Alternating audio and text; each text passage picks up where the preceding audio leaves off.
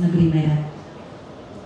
Your Excellency, the Dean of Faculty of Mathematics and Natural Sciences, Universitas Negeri Medan, Dr. Martina Rustawati. And all our keynote speakers for today's international conference, Professor Mauro Monserino, Department of Chemistry, Curtin University of Technology, Australia. Professor Jacob Kwekkel, Director of Center of Science in Glass Technology and Natural Science, Nakhon Pathom Prajabat University, Thailand. Professor Dr. Dai Tamaki, Mathematics Department, Shinsu University, Matsumoto, Japan. Dr. Mati Hopratum, Researcher at the National Electronic and Computer Technology Center, Thailand. Ladies and gentlemen, this conference has been enrolled annually to facilitate researchers and educators to share their works in mathematics, science, and education. And today, we would like to welcome you all to the 5th International Seminar on Trends in Science and Science Education 2018. A welcome traditional dance performed by the students of Faculty of Language and Art, Universitas Negeri Medan.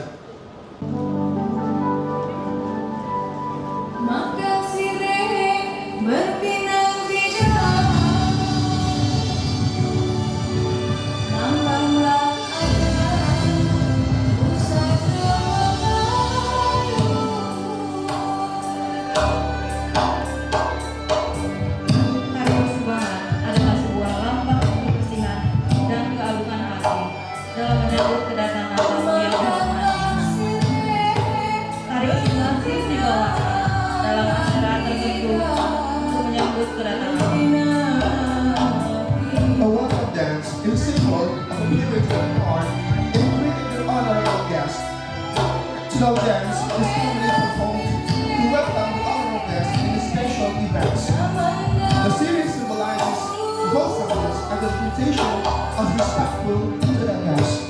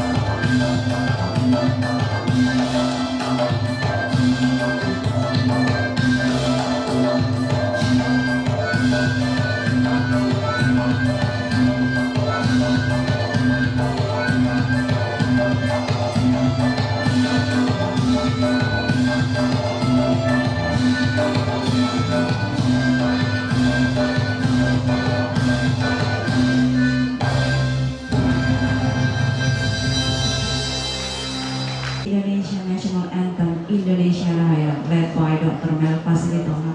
All participants are kindly invited to stand up.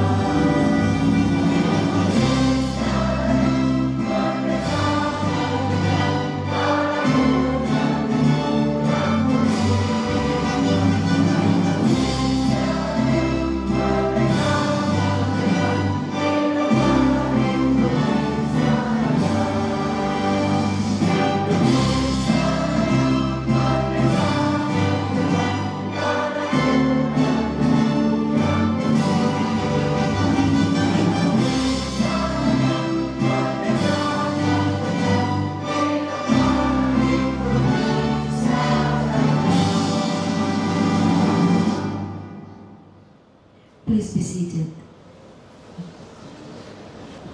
We would like to invite everyone to pray to the Almighty God for the success of today's international conference.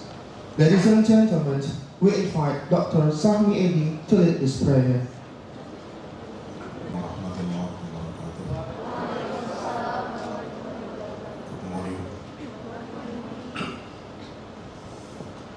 Bapak Ibu, para peserta seminar internasional yang kami hormati, untuk memulai aktivitas kita di pagi hari ini, marilah kita berdoa menurut ajaran agama dan keimanan kita masing-masing. Dan saya akan memandu doa ini dalam A'udzu billahi minasyaitonir rajim. Bismillahirrahmanirrahim. Alhamdulillahi rabbil alamin. Wassalatu wassalamu ala asyrofil anbiya'i wal mursalin wa ala alihi wa sahbihi ajma'in. Allahumma salli wa sallim wa barik ala sayyidina Muhammadin fil awwal wal akhirin. Salli wa sallim wa barik ala sayyidina Muhammadin fil nabiyyin wal mursalin. Salli wa sallim wa barik ala sayyidina Muhammadin fi kulli waqtin wa hin. Salli wa sallim wa barik ala sayyidina Muhammadin fil mala'i a'la fil yawmiddin. Allahumma ighfir lana dzunubana wa liwalidayna warhamhuma kama rabbayana shaghira. Jami'il mu'minina wal mu'minat wal muslimina wal muslimat al ahya'i minhum wal amwat. Innaka sami'un qaribun mujibud da'wat ya qadiyal hajat. Allahumma inna nas'aluka salamatan fid din wa dunya wal akhirah wal afiyata fil jasadina wa ziyadatan fil ilmina wa barakatan fil rizqina tawbatan qabla al-maut wa rahmatan inda al-maut wa maghfiratan ba'da al-maut. Allahumma hawwin alaina fi syakaratil maut wal najata minan nar wal afwa 'inda al-hisab. Allahumma ya Allah Tuhan yang Maha Mulia, pada hari ini Kamis tanggal 18 Oktober tahun 2018. Kami berkumpul di ruang ini dalam rangka mengikuti rangkaian acara Seminar Internasional Sains dan Pendidikan Sains, International Seminar on Trade in Science and Science Education kelima FMIPA Universitas Negeri Medan. Oleh sebab itu, limpahkanlah karunia, taufik, hidayah, inayah, serta maghfirah-Mu kepada semua peserta yang hadir pada acara ini. Semoga apa yang kami laksanakan pada hari ini dicatat sebagai amal ibadah di sisi-Mu, ya Allah. Ya Allah, ya Tuhan yang Maha Pengampun, ampunkanlah dosa kami, dosa ibu bapa kami, dosa keluarga kami, dan dosa-dosa para pemimpin kami, agar kami termasuk kepada golongan orang-orang yang beruntung, baik di dunia maupun di akhirat. Ya Allah, ya Tuhan kami memohon kepadamu agar kami selalu diberikan kesehatan dan kekuatan lahir dan batin, ketentraman jiwa, agar kami dapat melaksanakan segala perintah-Mu dan menjauhi segala larangan-Mu dengan sungguh-sungguh dan sebaik-baiknya.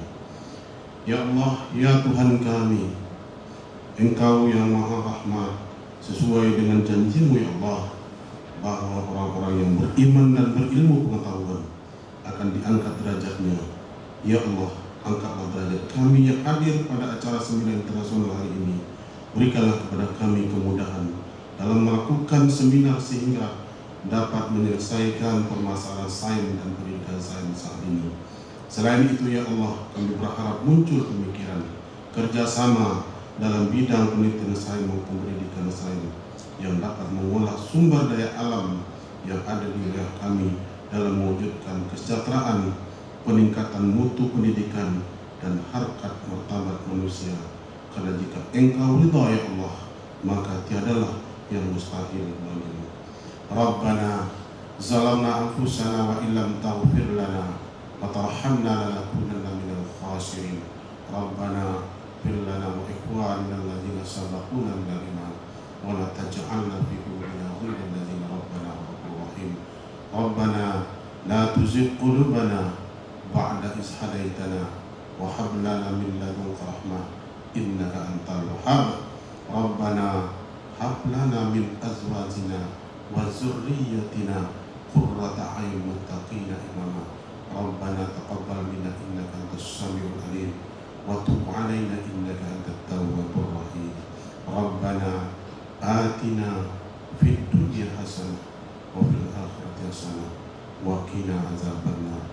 Subhana rabbika rabbil izzati amma yasifun wa salamun 'alal mursalin walhamdulillahi rabbil alamin.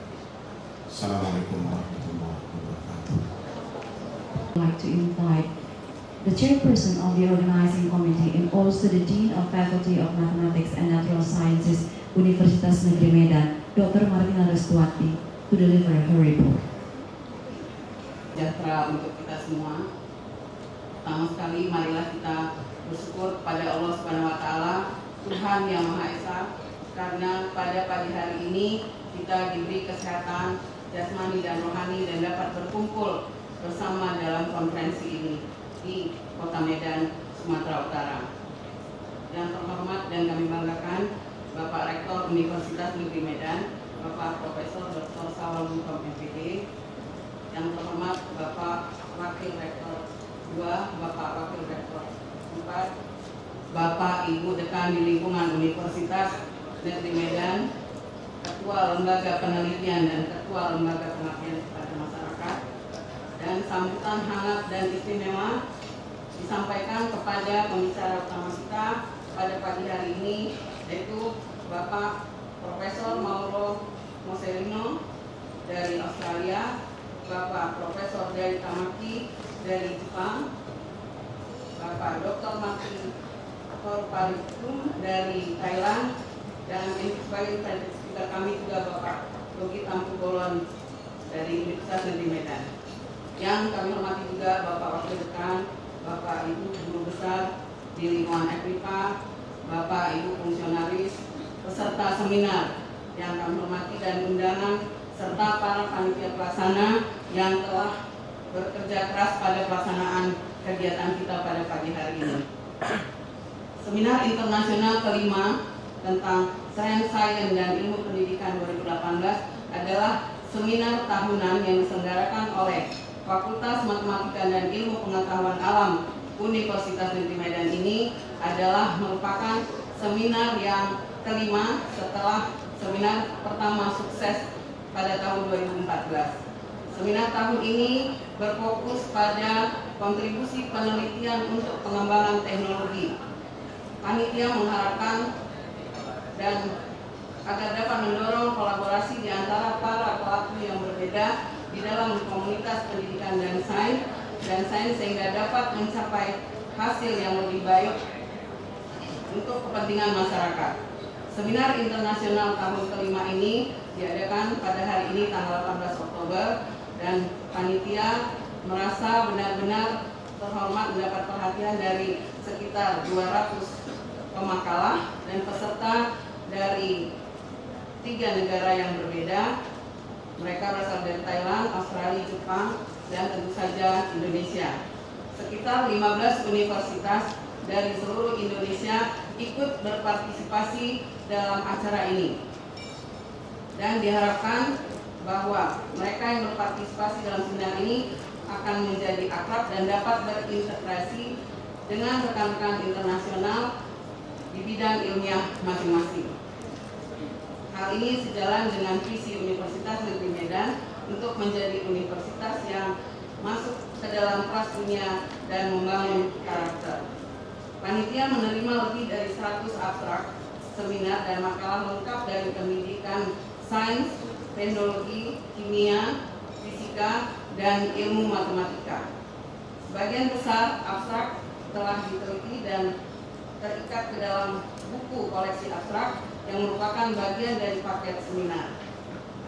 Makalah lengkap seminar sekarang dalam tahap penyusunan oleh panitia sebelum nantinya diterbitkan dalam proses seminar yang tersedia dan akan diterbitkan pada cetak dan online pada November 2018 nanti. Dan saya ingin mengambil kesempatan juga untuk mengakui peran penting dari Bapak Profesor Dr. Sawal Butom sebagai Rektor Universitas Negeri Medan yang telah memberi kami dukungan dan perhatian penuh dan menyediakan waktu berharga bagi kami pada pagi hari ini untuk dapat membuka seminar kita pada pagi hari ini. Dan ucapan terima kasih juga saya sampaikan pada semua pihak dan semua anggota panitia dari Fakultas Matematika Ilmu Pengetahuan Alam dan atas dukungan dan kerja kerasnya sehingga mudah-mudahan pelaksanaan kegiatan seminar ini dapat berjalan dengan baik hingga selesai nanti. Akhirnya selamat datang kepada para pembicara di Kota Medan dan saya akhiri dengan wabillahi taufiq wal hidayah. Wassalamualaikum warahmatullahi wabarakatuh. Selamat pagi dan salam sejahtera untuk kita semua. Ladies and gentlemen, we would like to invite to the podium for welcoming speech and also officially opening of this conference.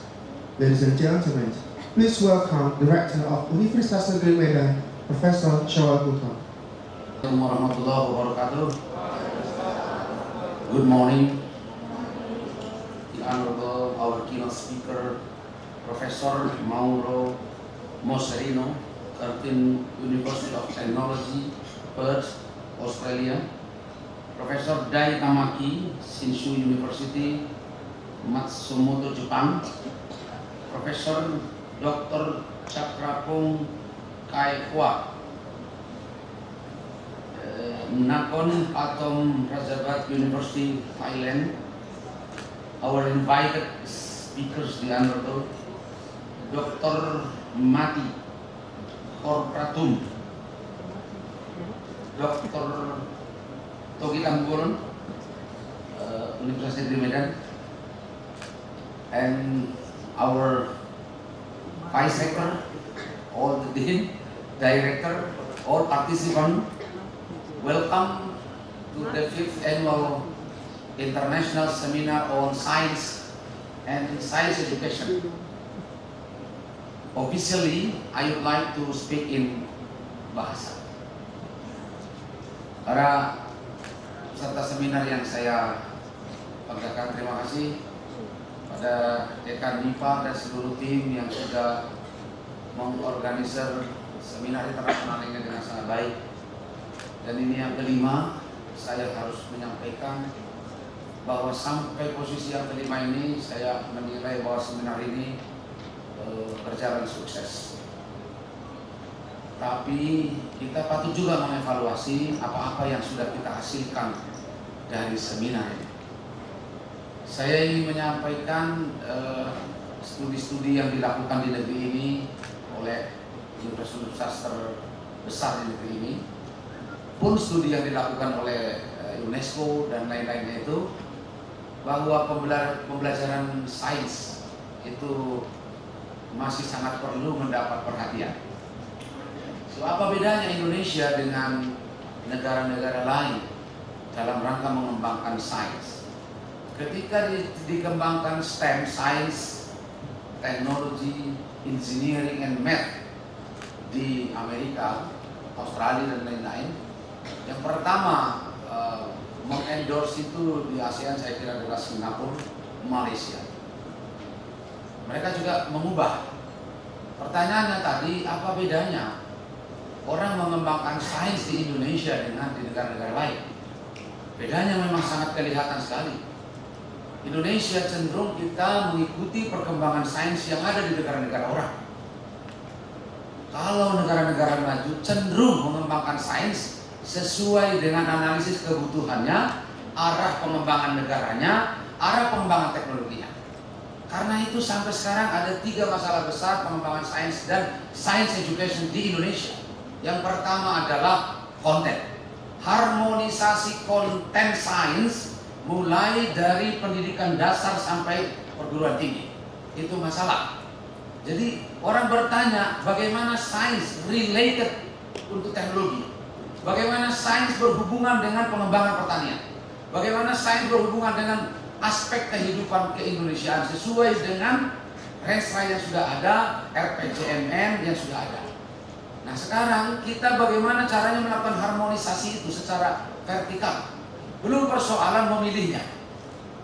Kalau bicara science education misalnya, saya di mana-mana saya sampaikan kemarin kita di AMLI yang ada di Padang, tidak mampu lagi sebetulnya undang-undang yang ada sekarang untuk mengakomodasi sebenarnya sains apa yang harus kita pelajari. Bahkan kalau dilihat gurunya, jadi nanti 3 masalah itu konten, guru, dan sistem pemanfaatannya. Itu yang 3 hal besar. Tapi di konten saja kita sudah bermasalah, di gurunya juga bermasalah. Ketika orang mengatakan bahwa kompetensi guru menguasai matematik, menguasai fisika sudah tidak cukup. Dan itu amanat undang-undang. Begitu kompetensi profesional bilang menguasai matematik, itulah guru matematik yang tidak bisa lagi. Karena di sana siapakah yang bisa mengajar sains dengan baik adalah pertama menguasai teknologinya dulu. Jadi teknologi, technological content, science content dia, konten sainsnya, science knowledge-nya iya, betul. Tapi sekarang pembelajaran sains sudah dibalik. Ini teknologinya, maka sains apa yang harus terlibat? Ini sainsnya, teknologi apa yang kelak bisa diprediksi akan dipengaruhi perkembangan sains ini. Nah, makanya di negara-negara maju itu disimpulkan kalau anak-anak muda yang di negara ini tidak kuat STEM-nya, itu cenderung negara itu akan mundur. Nah sekarang bagaimana caranya setelah 5 kali kita menyelenggarakan International Seminar on Science and Science Education, kira-kira ya ketemu tidak mestinya konten yang relevan tanpa harus meniru-niru negara lain. Karena amat sangat berbeda teknologi negara lain, amat sangat berbeda juga konteks pertanian di negeri ini, beda sekali dengan negara lain. Nah, kenapa kita menghabiskan waktu misalnya mempelajari sains-sains yang sebenarnya tidak relevan dengan pembangunan teknologi, pertanian, kehutanan, pertambangan, dan lain sebagainya di negeri ini. Jadi ini menjadi tantangan tersendiri yang sangat besar menurut saya. Belum menemukan kontennya. Mana dia teknologi yang akan dipengaruhi sains itu nanti? Prediksinya begini. Mana dia existing sekarang bahwa teknologi itu mempengaruhi sains. Jadi kan timbal balik ini sekarang. Nah, oleh karena itu sekarang itu dululah mestinya kita temukan. Karena begini, saya berani mengeluarkan statement ini dan saya bertanggungjawabkan bahwa 30% sains yang diajarkan mulai SD, SMP, SMA itu tidak penting lagi. out of date, 30%. Itu sudah saya turunkan lah dari temuan-temuan penelitian itu. Saya turunin lah, udahlah 30%. Real sebetulnya lebih dari 30%, tapi katakanlah 30%. Pertanyaan saya, kalau satu semester itu menggunakan waktu 4 bulan, berarti 1/3 bulan terbuang waktu murid untuk mempelajari sesuatu yang tidak penting, sesuatu yang tidak perlu. Jadi wasting time betul. Oleh karena itu sekarang, mana dia sains yang betul-betul relevan? Mana dia pengganti yang 30% itu? Misalnya, bagaimana kita mengintegrasikan sains dengan teknologi, sains dengan engineering, sains dengan bagaimana caranya mengintegrasikan itu sekarang? Mana dia sekarang? Ketemu atau tidak? Bagaimana mengubah paradigmanya? Apa iya memang sains yang harus kita pelajari? Bukannya pelajari kehidupan, turunnya ke teknologi, baru turunnya ke sains. Bukannya seperti itu. Dengan perubahan yang luar biasa ini, masa ia tetap sama cara belajar sainsnya? Agak kurang masuk akal sedikit. Lalu tiba-tiba sekarang ketika seorang teman kita kemarin studi banding, sebutlah salah satu negara, belajar tentang fisika. Anak SMP, junior high school, tidak ada diajari di kelas dulu. Mereka semua disuruh mengamati dulu. Coba kamu amati di sana itu ada pompa hidrolik. Coba kamu amati, coba kamu lihat di industri, coba semua disuruh dulu seperti itu. Baru dikumpulin di kelas. Apa yang bisa kamu amati? Yang saya lihat tadi begini. Kamu tahu prinsip kerjanya atau tidak? Ternyata simpel saja. Ketika volume dimampatkan maka tekanan naik. Anak-anak dibawa mempelajari itu ditelusurinya terus. Akhirnya dia memang mau tidak mau belajar fisika. Mau tidak bisa belajar fisika lagi, harus gabung dengan kimia. Mau tidak mau dia mengatakan tak ada ilmu yang bisa dipelajari sendirian ternyata. Mempelajari ilmu sendirian itu tak bermanfaat ternyata. Nah, oleh sebab itu sekarang isu besarnya seminar ini menurut saya, kontennya ini, seminar ini harus bisa menemukan suatu saat one day bahwa Unimed mengatakan inilah sains yang relevan untuk SD, dan sudah kami harmonisasi secara horizontal dan vertikal, sudah kami lakukan harmonisasinya mulai dari SD sampai perguruan tinggi, misalnya seperti itu. Dan yang kedua sekarang, berkenaan dengan quality of learning, itu harus kita akui. Sama atau tidak belajar sains dengan belajar yang lain. Apa yang termahal yang akan ditinggalkan belajar sains? Nomor 1, bukanlah sains yang diterapkan, tetapi adalah cara berpikir, scientific thinking, critical thinking. Itulah yang pertama diperoleh oleh anak didik. Pertanyaannya sekarang, apakah dengan pola belajar yang sekarang itu, bahwa pembelajaran sains di negeri ini akan meninggalkan critical thinking, scientific thinking? Apakah akan meninggalkan bekas itu? Atau akan meninggalkan tergiring untuk hafalan-hafalan tertentu, sehingga nanti kalau ditanya ujian, dia lulus di teknik sipil, dia lulus di kedokteran, dia lulus. Jangan-jangan orientasinya seperti itu. Saya berani mengatakan itu karena kita di ASEAN baru pada level 3 untuk kemampuan bernalar, berpikir. Real itu. Itu fakta yang tidak mungkin bisa dipungkiri di seminar ini. Tidak bisa dipungkiri. Orang lain sampai pada level 6. Level 6 menyelesaikan masalah dengan sesuatu yang tidak utuh diketahui, dengan pola pikir yang tidak lazim, mereka bisa menyelesaikannya. Anak-anak Indonesia hanya bisa menyelesaikan masalah dengan pola pikir yang lazim saja karena menerapkan formula yang sudah ada. Level 3 namanya. Itu yang kita sebut dengan low order thinking. Karena itu saya berani mengatakan learning quality-nya, quality of learning di sains itu memang perlulah kita perbaiki, perlulah kita rubah. Bagaimana mungkin dengan situasi yang seperti ini perubahan cepatnya, maka cara pembelajaran kita tidak berubah sampai sekarang. Yang terakhir saya kira masalah besarnya, lihat nanti di UNESCO, lihat riset-riset lain adalah bagaimana cara memanfaatkan sains mulai dari kehidupan di rumah, kehidupan keluarga, kehidupan kebiasaan kita. Itu kaitannya memang dengan evaluasi, dengan sistem penilaian. Apa sebenarnya yang digunakan untuk menilai kemampuan orang tentang sains. Saya berani juga mengatakan di forum ini, karena berseminar itu adalah simple sekali berseminar itu. Ini masalahnya, inilah pikiran saya solusinya. Selesai. Kenapa ini saya katakan masalah? Ini data empiriknya, itu seminar. Beda dengan workshop, beda pula dengan sosialisasi. Kalau tidak ditunjukkannya masalahnya, nggak ada datanya, itu bukan seminar. Tapi kalaupun tidak seperti itu ya kita maafkan lah. Nah, kita maafkan saja. Nah, sekarang saya berani mengatakan faktanya yang ketiga sekarang, bahwa sistem penilaian kita di sains itu memang mestinya tidak sama dengan yang lain. Kenapa? Secara indeks kita bisa harus menilai. Coba bayangkan bagaimana cara memecahkan masalah.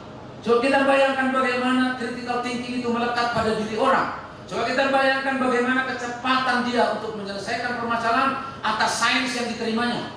Mestinya kan tidak mungkin kita menggunakan soal. Tidak mungkin itu. Tapi sampai hari ini, nah saya kira isu-isu seperti itu yang harus disumbangkan dari seminar yang amat sangat bergengsi ini.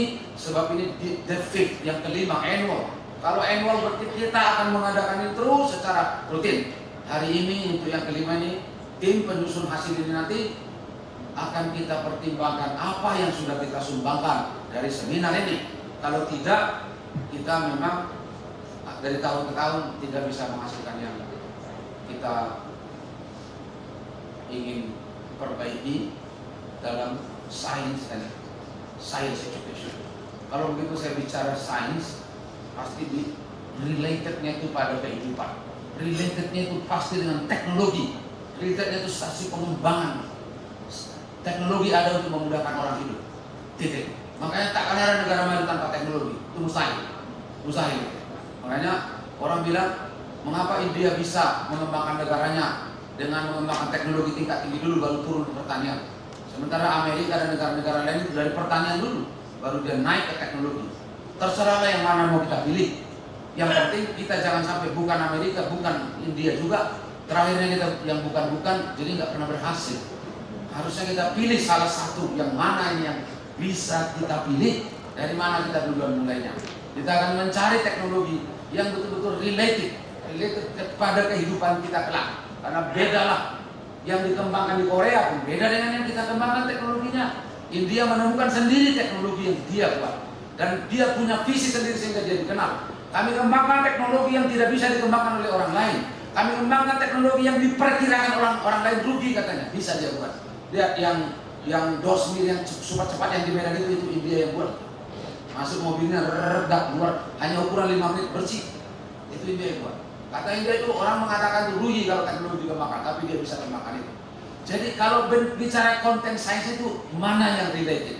Tapi begitu kita bicara science education, oh sains mau digunakan untuk mendidik manusia. Titik. Sains itu mestinya paradigmanya tidak beda. Tapi begitu saya bicara science education, mestinya Indonesia beda dengan negara lain. Beda pasti. Kenapa? Bagaimana cara Indonesia menggunakan sains untuk mendidik orang Indonesia? Itu temanya menjadi seperti itu. Maka apa yang harus ditinggalkan oleh pendidikan dengan menggunakan sains? Sebab pendidikan Indonesia ada yang menggunakan bahasa, ada yang menggunakan matematika, ada yang menggunakan sejarah, ada yang menggunakan PPKN. Jadi alat untuk mendidik di Indonesia itu banyak sekali. Pertanyaannya sederhana, bahwa sains ketika digunakan untuk mendidik anak Indonesia ada bedanya nggak dengan ketika sejarah digunakan? Kalau toh tidak ada bedanya, berarti sains memang tidak bisa berbekas bagi anak Indonesia. Itulah masalahnya kalau bicara seminar internasional tentang science education. Dudukkan bahwa inilah bedanya sains ketika digunakan alat untuk mendidik dibanding dengan bahasa, dibanding dengan seni, dibanding dengan Pancasila. Inilah posisi sains. Saya kira kita temukan hal-hal seperti itu ketika seminar ini berulang-ulang. Saya kira itu supaya ada bedanya pembicara utama, invited speaker dengan yang membuka. Yang membuka lebih panjang. Bapak dan Ibu, our invited speaker officially, kita akan buka seminar ini atas perkenan kita semua. Sembari berdoa mudah-mudahan berguna. Dengan demikian, the 5th Annual International Seminar on Science and Science Education, dengan mengucapkan Bismillahirrahmanirrahim, saya nyatakan dibuka secara resmi.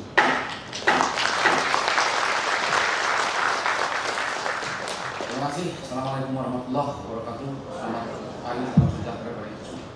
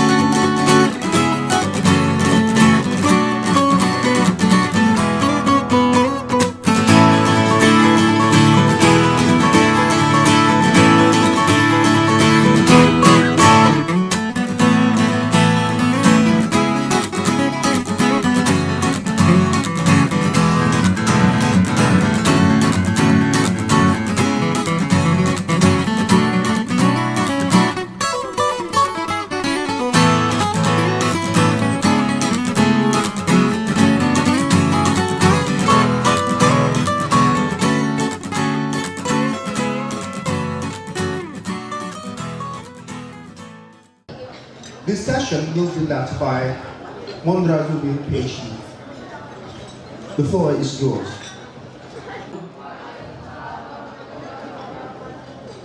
Okay, firstly, I would like to thank to Allah that has been given us everything. So today we are here in International Seminar on Trends in Science and Science Education, and in this year, 2018, for the 5th seminar. So it is my pleasure to be moderator for the first session, and also it's my honor to be a moderator from one of the best researcher in the field of chemistry and chemical education. So I invite to the stage Professor Mauro Moserino from Cartin Technology, Cartin University of Technology, Perth, Australia. Okay, maybe we can sit for a minute.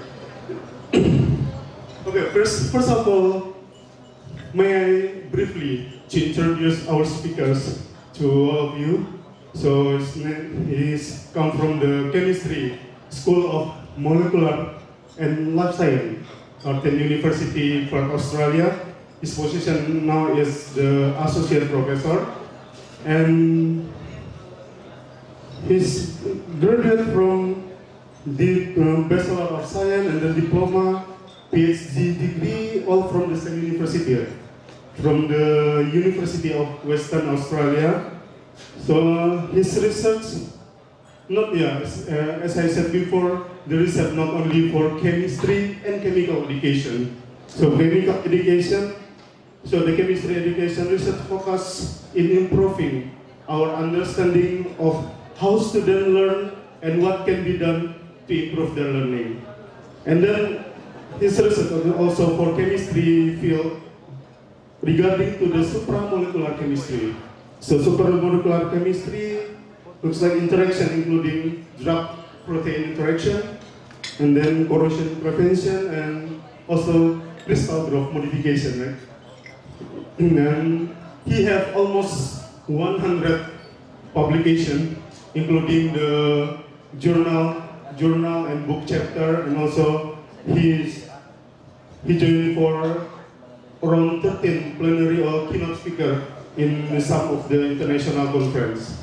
So today he spares his time to discuss with us regarding to enhancing learning in the laboratory, identifying and promoting best practice in university science laboratory classes. So, for example, the floor is yours. The presentation around 30 until 45 minutes, including the question. So you can presentation in which the more comfortable, please. Oh, okay, please. And you can use laboratory classes now. In science, laboratory classes are a critical part of all our science classes. If you are a scientist, you must learn how to be a scientist. And it happens in laboratory classes. The problem is that often with laboratory classes, the teaching in the class is not so good. This is a quote from a report prepared for the Australian Council of Deans of Science. I'll read it. Any discussion on science education in universities must involve the key role played by demonstrators. In Australia, the term demonstrator is given to the person who teaches in a laboratory. Demonstrators were cited as a significant factor in laboratory experience by most students, often the most significant. So these people who teach in laboratory class can influence whether a student continues in the subject or leaves. And I know of many examples where people say, I stopped doing this because I did not my first year lab classes. So this is something that has driven some of the work I've done. Okay, in Australia, this is a typical situation. We have about 70% of chemistry students are first year students. 70% of students who study chemistry are first year students. Most of these students are majoring in biology, geology, mathematics, physics. About 10% are majoring in chemistry. So we teach, chemistry departments in Australia teach chemistry to all people who need chemistry. And so in our first year, the laboratory classes are taught by demonstrators. Okay. I'm going to give you, to put it in context, describe what happens at Curtin. Okay, that's our new building, 9 years old now, so still a little bit new. In my department, we have about 1,500 first-year students. Half these students have not studied chemistry at school. Most of those students have very poor mathematics. And simple algebra can be a problem. They will do 3 hours of laboratory class per week, and our lab classes run from 8:30 in the morning to 8:30 in the evening. So we have 4 classes every day, and there's no changeover. So this means that we have very busy labs. We also have a wide range of student interests, because, as I said before, some of them are studying biology, some are studying nutrition, food science, some are geologists, some are physicists. They are not interested in chemistry. They just have to do it because that's what their course requires. We also have a problem that there's less people like me, and we are now employing more people on contract basis to help teach things like labs. And so we have these teaching assistants or demonstrators. Also, laboratory classes, I think most of you know that they are important in science. They also have, they're expensive to run, expensive to maintain. You need more staff, and then you also have to pay for equipment and consumables. There's a mixture of practical activities and theories, and we also have a large amount of distracting information. It's a difficult place to learn in many respects. And a lot of people have questioned whether these are worthwhile activities. And we have often pressure from administration saying, you're spending too much money, we need to save, cut your labs, things like this. So that's a problem.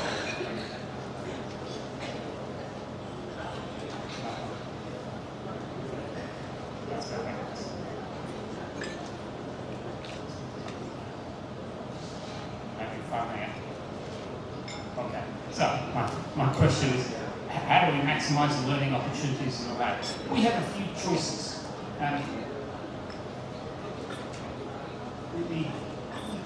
The way I see it, we have 3. We can improve the quality of the teaching. We can improve the quality of the engagement of the students. So if we get them more actively involved, we get them not just doing the lab, but thinking about what they're doing in the lab, we can improve the learning in the laboratory. The third option is we can improve the experiments, change the experiments from the sort that they just follow simple instructions to the sort where they are involved in selecting what they do, involved in changing or deciding on how the experiment goes. More inquiry-based labs. I will only talk about the first one here.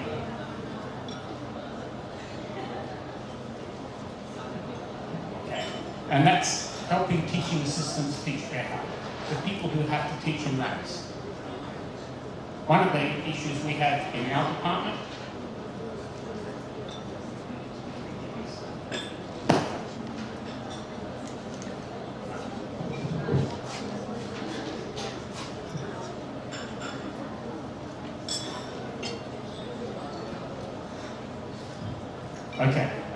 we've got to do this in a better way.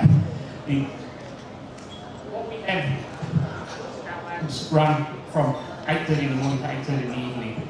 We can't do it. We don't have enough time. So we have people, the people who teach in the lab, most of the people who teach in our science and chemistry labs are masters or PhD students, not academic staff. Okay. Okay. Masters or PhD students, not academic staff. And one of the problems, one of the advantages we have as academic staff is that we're here for a long time. We can learn from experience. When we have master's students or PhD students, they're not here long enough to learn from experience. They might be here just for 2 years. So they don't get a chance to develop their skills. So at Curtin, we've developed a 3-stage training program. We give them a 1-day workshop. Something like today, we're actually workshop. Then the demonstrators use a preparation template, and we meet every week for a short time, about 15 minutes, 20 minutes, to talk about it.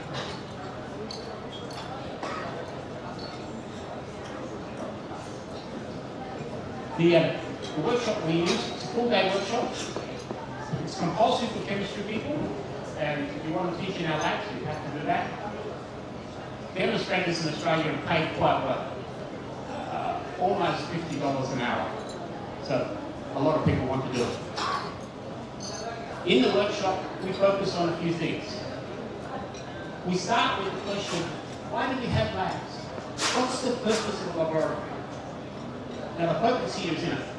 Because they're expensive, they take a lot of time, why do we believe they're valuable? What can you learn in a laboratory that you possibly don't learn so well in a lecture or a tutorial? We also talk about, link that into how does your role as a teacher in a lab change when you're running a lab. If your lab is an inquiry lab, a discovery lab, the behaviour of the teacher is different to the behaviour of the teacher if the lab is a procedural technique lab. If you want them to learn how to use a technique or a procedure, then you give them lots of instructions. If you want them to learn to be creative and problem solving, you don't give them any instructions. And you just maybe ask lots of questions. So the behaviour of the teacher and how the teacher works changes depending on the purpose of the lab. So it's important as a teacher to know the purpose of the lab. Now, I know the purpose of the lab, but often a master's student or PhD student may not understand the function of the lab. So this is part of what they need to do. We also talk about how people learn. The main part of this workshop, it's a 6-hour workshop, we will spend most of our time on learning theory. Because, again, chemistry, physics, engineering major students know their discipline, but they do not know education theory because they're not trained in education theory. So a lot of the time we spend on education theory.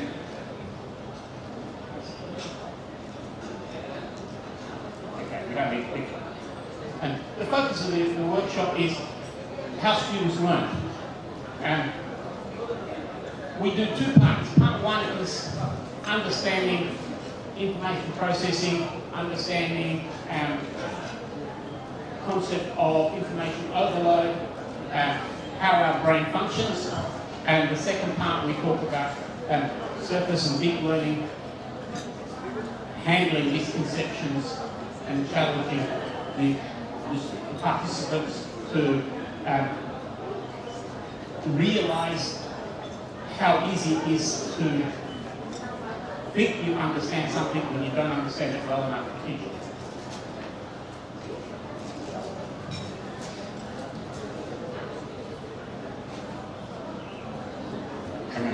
Hang on a second.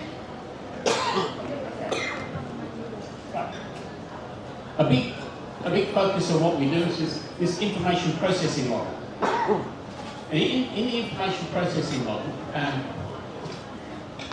the idea here is that through our senses, our sight, our hearing, sense of smell, etc. We receive a lot of information,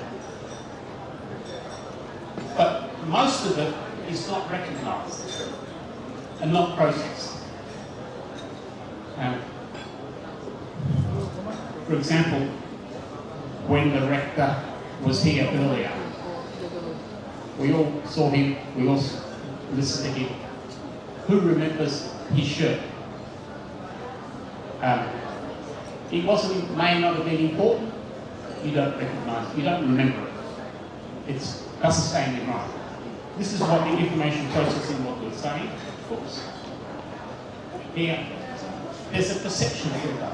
So, what goes into your brains is determined by what goes through this perception filter. What goes through this perception filter is determined in part on what you already know and what you're interested in.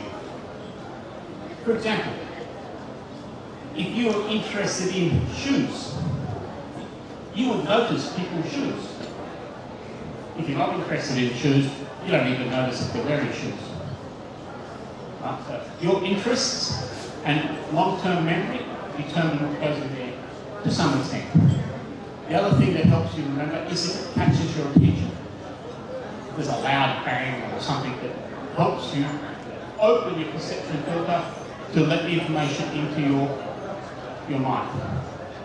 Once it gets into this working memory, the working memory will hold stuff only for a little while, 10, 15 seconds.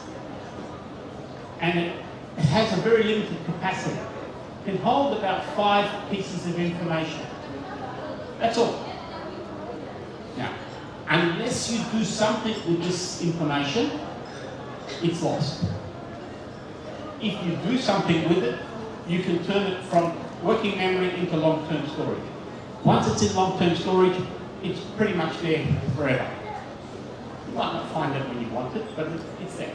And so, if you do something with this short-term memory, you can convert it to long-term memory. If you do nothing, you lose it. That's okay, because there's lots of stuff we see that we don't need to remember forever.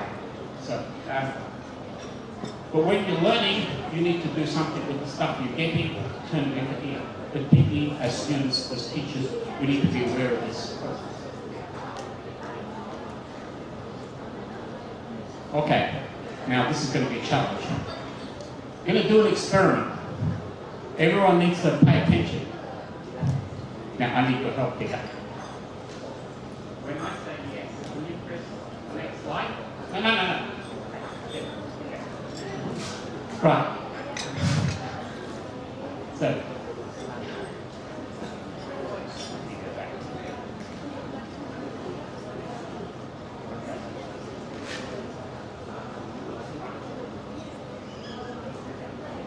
Now, when this gentleman over here, when I say go, he will press the slide and a message will come on the screen for 1 second. I want you to take note of the message. The message is going to come about here. Take note of the message and remember it. Okay? Just 1 second. Okay, go. Okay, what did it say? Sorry? Okay, good. Who saw it? Can you show? Like to see it again? One more time, please. Excuse me, one more time. Okay, everyone saw North Sumatra. Okay, now I can do it. So, both of the messages have the same letters. Okay? The bottom one is one idea. 2 words, one idea. And everyone here recognizes North Sumatra. The first one had 3 words, or 3 collections of letters. But they weren't connected, and even the connections of letters.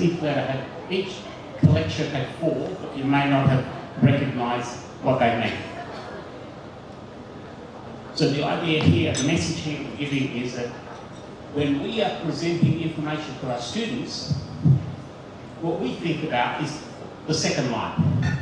For us, it's only one piece of information. The students don't understand the concepts, so for them, what they are receiving is lots of information. It doesn't matter whether it's chemistry, physics, mathematics. We will use terms, we will describe things that for us are very similar, we're very comfortable with it, we know it intimately. For the students, they don't understand any of it, so they're getting lots of information. And they can be lost. Remember, point this way. Okay, this is an important graph that was published by Alex Johnston. He's a chemistry education specialist.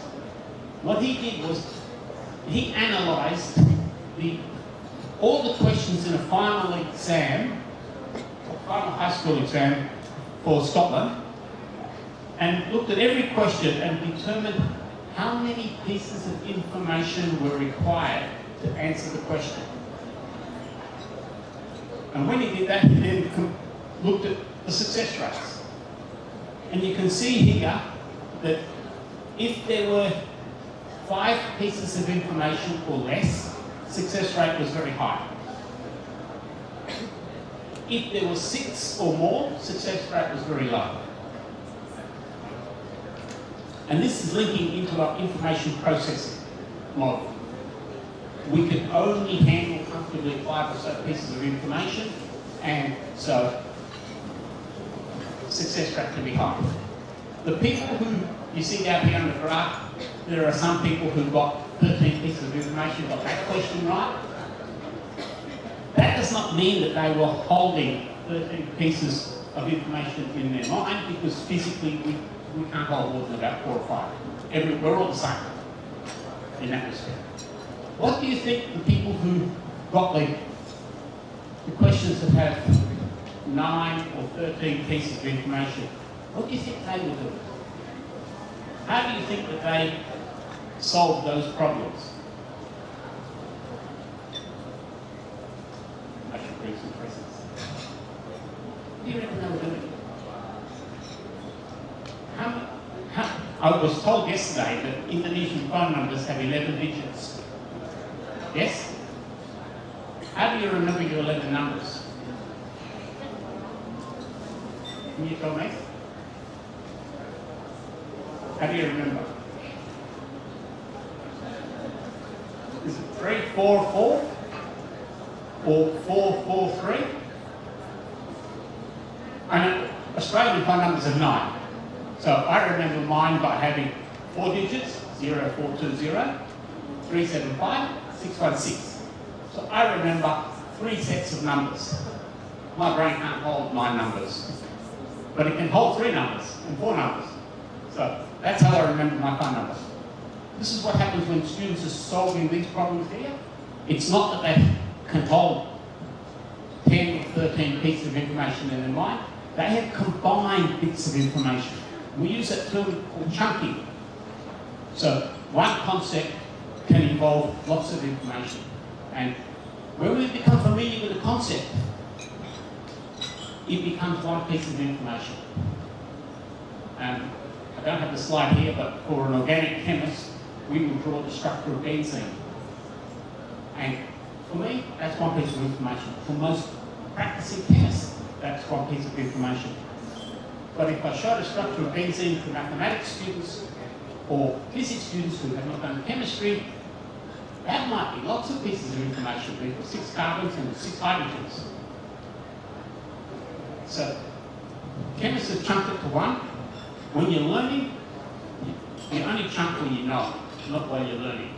So that means that if you're teaching, you need to remember that. Make sure they have an opportunity to bring that knowledge together, to turn lots of information into one piece of information, and then you can move on and give them more.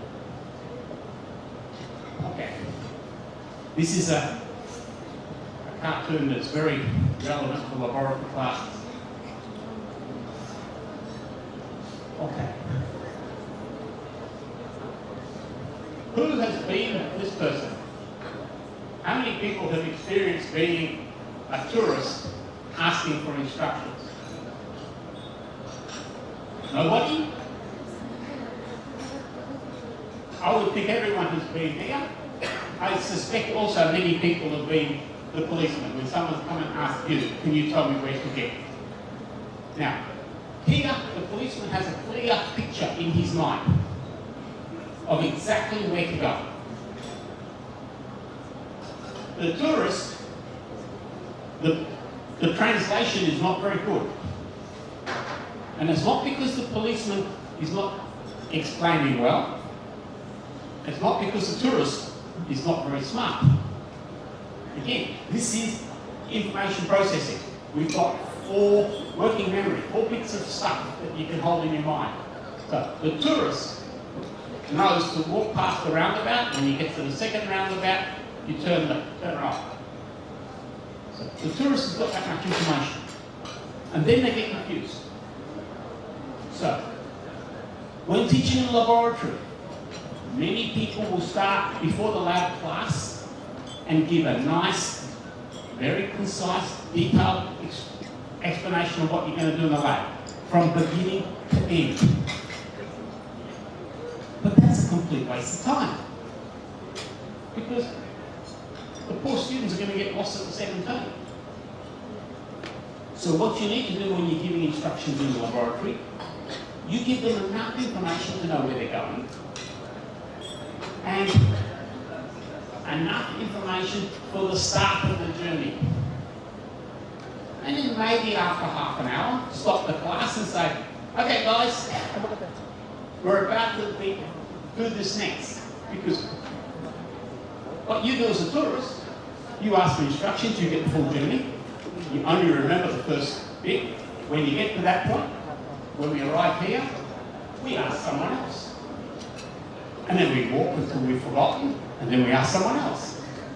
And that's what students do in classes. You can give them a long description of what they have to do, but after half an hour they've forgotten, so they'll ask you. And then you find that you're always explaining what happens next step anyway, so why waste your time giving a long lecture at the front when no one remembers? Okay. This is part of the information processing model. Okay, when we run our workshop, we know it works quite well because we've had lots of participants over the years. The workshop at Curtin has been running since 2001, every year, and it's also been run in other places in Australia and in some places internationally. But you can see here that about 97%, most of the people think that attending a workshop was worthwhile, that it was pitched at the right level, and that the level of discussion was appropriate. So when we run a workshop, not like here where I talk, you listen, we have tables of 4 or 5, and every question is answered by the participants first. We use a process of think, write, pair, share.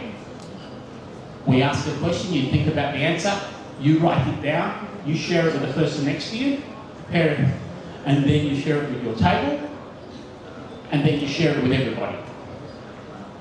If you don't write down what you think, you don't remember it. So this thinking and then writing it down is really, really, really important. And that's part of the process we're running this workshop. Now, a workshop, even a fantastic workshop, is not very good if that's all you do. A one-day workshop is good to start the process. But if it stops there, people forget. They might remember a week, a month later, but the impact is gone. So what you need to do is have something that continues.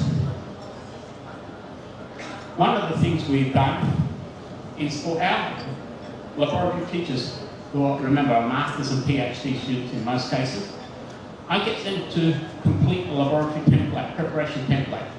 Now, what this does is, when you're teaching a lab, there are lots of things that you need to tell the students, but there's lots of things that students may ask you, and you need to be aware of. A lot of universities will prepare a teacher's manual, a solution manual, with all the answers of what to do. My experience is that this is a complete waste of time, and in many respects, I think it's a bad idea. Because as soon as they has the answers, they stop thinking. So if you have a junior teacher who needs to teach in a class, and you have given them all the answers to the questions, they don't actually try and work them out themselves. So I've got the answers in the book, and they stop thinking.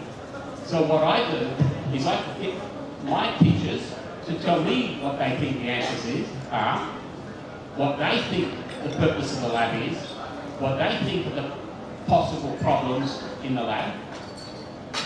They fill in this form. It takes about 15 minutes, 20 minutes for them to do. Send it to me. I have a quick look, and then at the meeting, we discuss the questions. So they're the questions we talk about. What are the learning objectives of the lab? What are the key calculations? Because they don't have any answers. I want my teachers to know how to do them themselves. They're graduates. They've done them. But they did this lab 3 years ago or 4 years ago. A lot of them have forgotten. You might be an organic chemistry specialist teaching a physical chemistry lab. And so your physical chemistry might be a bit rusty. So this way I get them to do it again. Okay, that's what the form looks like, and they just type in the boxes. It doesn't take too long. I can send you the form if you want.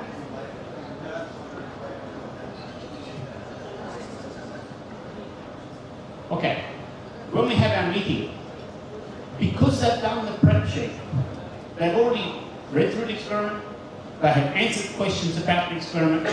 When we meet, it's very quick because they know what they're talking about.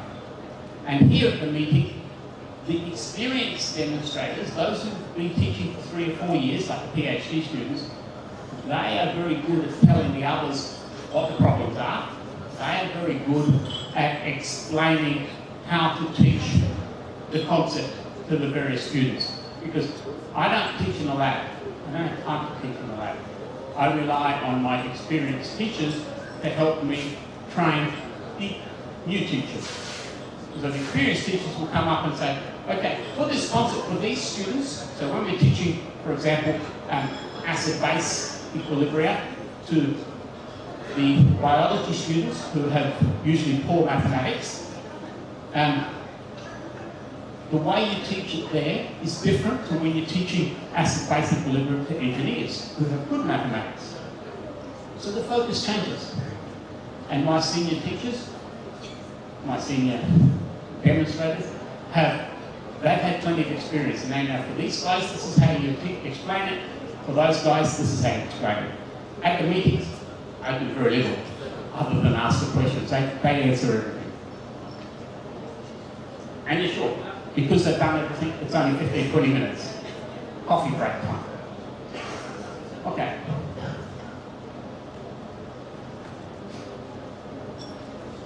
As I said, the project's been running at Curtin since 2001. We've run it annually. We've also run it at about 20 other institutions in Australia and around the world, including Poland. Run something in Korea as well. I've sent materials to lots of places. So this seems to be working reasonably well. The Australian government thought it was a good program and gave me and my 2 colleagues who developed this a national award for a program that enhances teaching. And then in 2015, I was provided with a fellowship to travel around Australia to try and establish the same program in other universities. And we have about 10 or 12 universities now doing this. Okay. Some quotes from some of the participants. Overall, the workshop is very good. It must be made compulsory for all laboratory class coordinators. This workshop was greatly motivating, eye-opener in various methods of teaching, assessing in the lab. Well done. This was from a laboratory coordinator from another university. The main thing after the workshop is to recognise the importance of demonstrators and the way to communicate with them. So another lab coordinator who sadly had not recognised the value of the demonstrators. These people who teach in the labs are the front line between us and the students.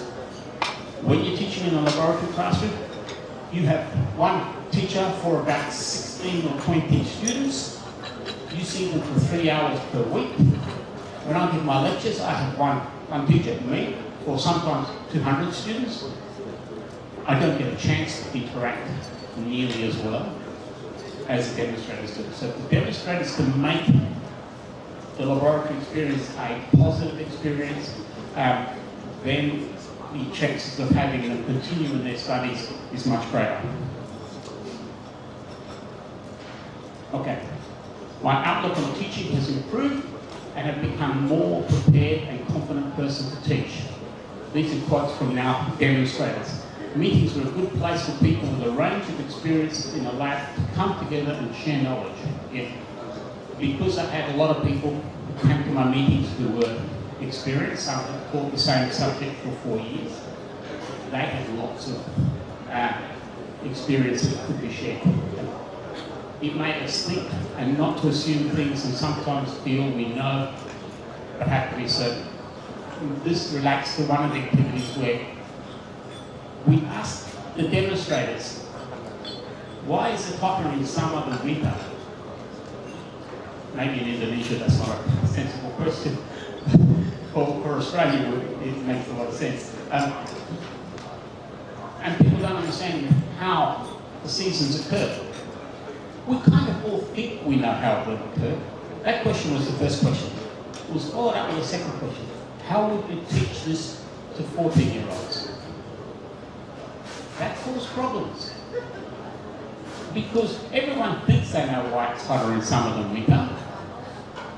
But if you have to explain it and teach it to someone, you suddenly discover you don't quite know how all the pieces go together. And this is very true also for people who are teaching in laboratory classes, because they are graduates. They're doing the first year experiment. They did the first year experiment themselves. So they think they know everything about the experiment. And then they go into the class. And when some student asks them a question that they've never thought about before, they have a problem. They can look foolish, they can give the wrong information, they're not prepared. So this is an important aspect. Okay, we did a survey when we moved into our new building. One of the things we did was we surveyed every student doing chemistry labs for every lab the whole year. We got nearly 9,000 responses back about each lab experience, because we wanted to determine, as part of the AISTSSE project, determine what the effective lab was, which labs were good, which weren't. One of the questions, question 8, I think, was demonstrators provide effective supervision and guidance. Now, when we asked this question, you can see that only 3% of those responses said no. Okay. 97% either were neutral or agreed with that statement. Now, I've been told from colleagues that when they've done similar surveys, they don't get such a good response. They don't publish their poor responses, so I don't know what the real numbers are, but they have been impressed with these ones. Okay.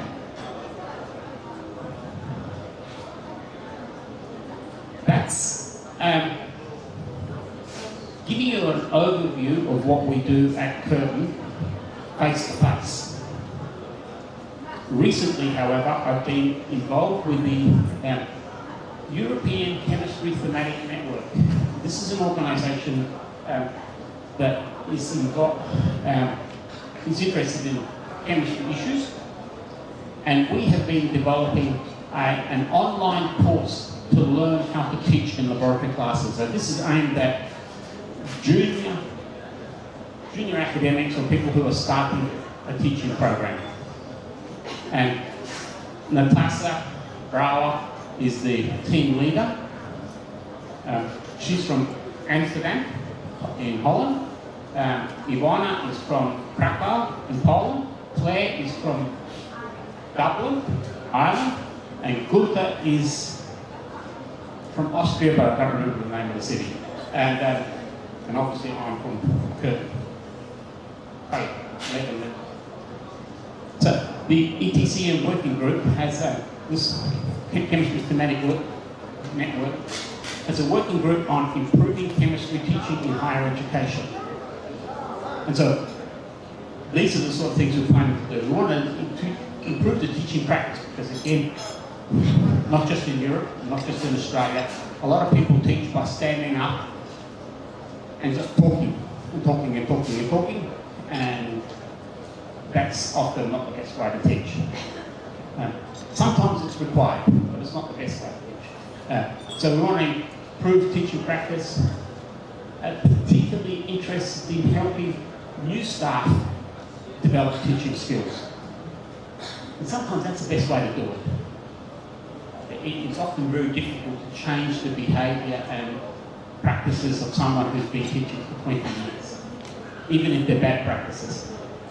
But for young people, and I see lots of young people here, it's easier to change. And we also want to promote active learning, so getting learning practices that will have the students actively involved in creating and building their own knowledge, not just listening to people speak. Unfortunately, that's what I'm doing here. Okay, so.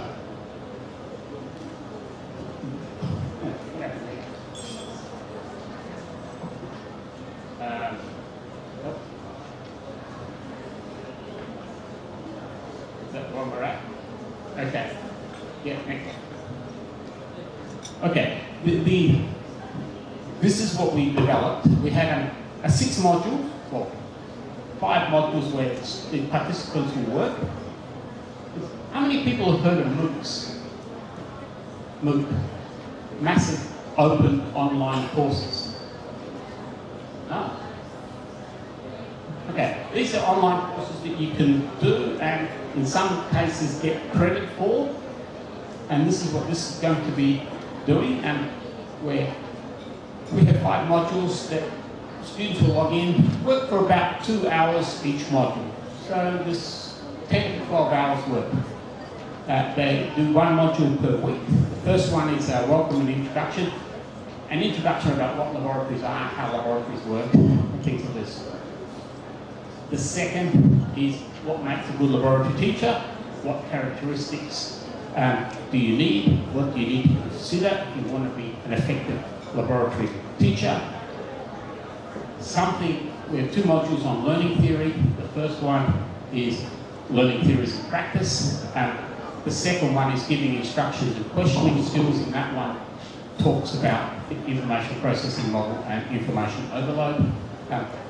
And then we have how do we assess, because as you know, students are very interested in marks and being assessed. So how do we do that efficiently, accurately, and effectively? It's no good to be, it's no good to mark accurately if it takes you forever.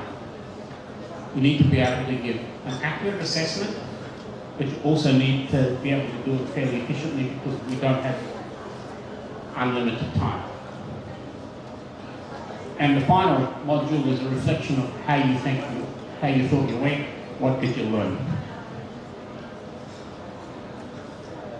Okay, I'm going to go through these very quickly. I don't want to spend too much time because Ivana was responsible for the first one, and we talked about explain why we should have laboratory classes, very similar to my workshop. Describe different types of laboratory sessions and their aims. Compare the types of laboratory. Provide strategies to increase student engagement. This is really important in labs. You may think that because it's a laboratory class and students are doing an experiment that they're engaged. but there are many experiments where the students can do the experiment, their hands are engaged, but this is not. They just follow step 1, 2, 3, 4, 5, and they get to the end, but they have not thought about what they're doing, they have not understood any of the chemistry. So when we talk about engagement and activity, it's not only hands active, but it's mind active as well. And unfortunately, many experiments and many practices in laboratory classes are only hands-on, not minds-on. We need both. We need the hands-on and minds-on to be together. In a tutorial, you can have minds-on. But you don't want to have the hands and minds separated. So this is part of the objectives here. The good laboratory teacher was just summarising the effects of the what is a good teacher, what are strategies you can use to improve the quality of your teaching, and hopefully by improving the quality of teaching, improving the quality of the learning, and etc. on that sort of time frame. There's too many words here. These learning objectives were not chosen by me. The learning objectives for this program, this online course, were chosen by the working group at a meeting in Malta.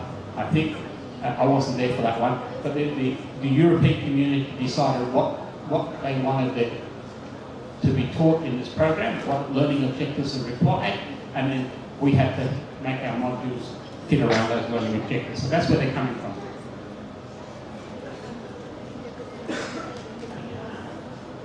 Okay, Claire was introduced the learning theories component of the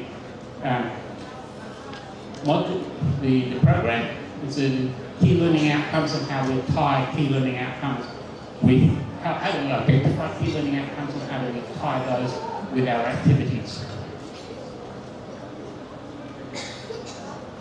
And I link that with good questioning skills.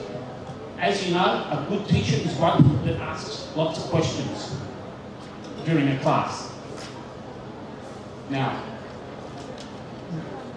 often a good scientist is a person who is very questioning, curious, asks lots of questions. Unfortunately, in our teaching program, students are trained to answer questions. They're often not trained to ask questions. Okay? So, if we want to develop scientists, these scientists need to learn to ask questions. Even if the questions are along the lines of, why are we doing it this way? Innovation comes from people who ask, why do we do it this way? Can't we do it better? Can we do it better? What other ways can we do it? We want to develop those skills in our students. So this module focuses on this sort of stuff. Okay. Two slides. So good to be, obviously we need to learn as laboratory teachers how to assess students, and that was his responsibility.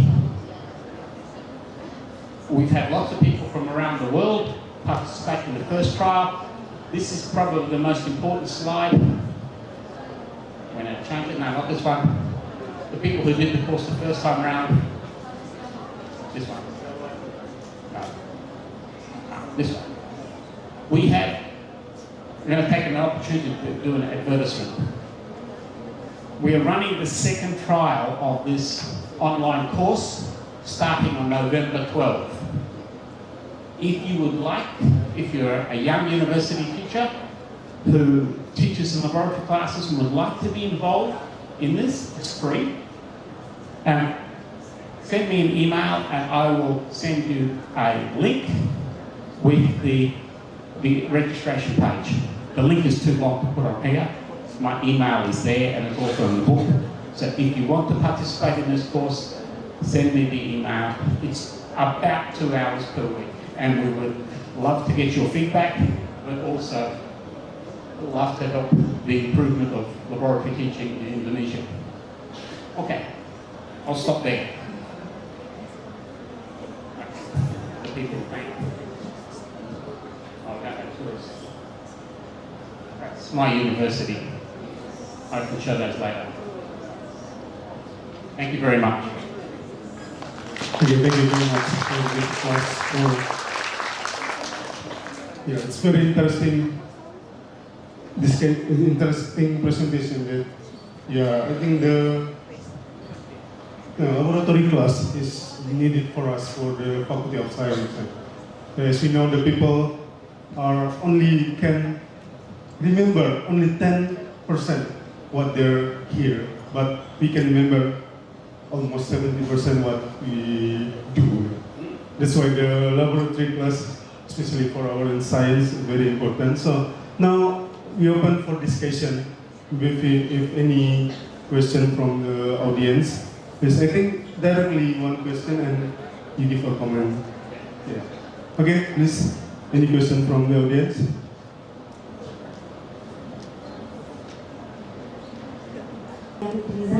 I'm from Universitas Negeri Medan.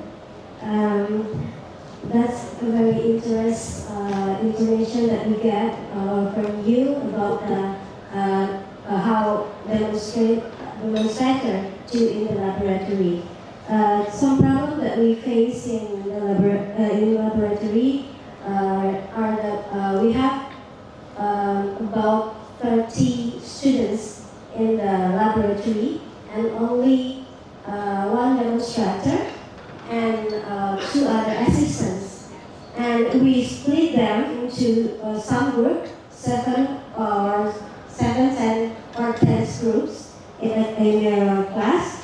And it's very difficult for us to guide them in every groups because we have a limited time, only less than 3 hours for one activity, and they must do many tests in organic laboratory. So we did many tests in a chapter in a week. So it's very difficult for us as demonstrators to guide them in every groups to explain them because about the limiting time, about the duration. They did the laboratory activity for 3 hours, and we don't have any time to explain them, only in the beginning and at the end of the class. So maybe you have a solution or suggestion for us how we make it effectively so that they are not only do the experiment, but they also understand what they do. Okay, thank you very much. Okay, what are the key learning outcomes of the lab? What do you want them to learn in that experiment? Because often you find that you've got an experiment, well, this is a nice thing to put in, and it goes in. And it's easy to overstuff an experiment. So there's too much information. So if you know what the key learning outcomes, what are the key things you want them to learn, then go through all the activities and pick ones that meet that exactly, some that add, and then there'll be some that are only not so important. Take those out. So go through your experiment. What are your key learning outcomes? And you should have about 4 or 5, no more than that. In an experiment, 3-hour experiment, 4 or 5 things you want them to learn. And then, what are the things they do in that class that deliver that? And you'll find that there are some that don't deliver one of those outcomes. Or you might find that one outcome is delivered by 3 or 4 or 5 activities. So you say, well, okay, you don't need that many, take some out. The other thing, when you're giving your introduction at the front and your discussion at the back, the introduction at the front, keep it very short, but have some in the middle, like the tourist map.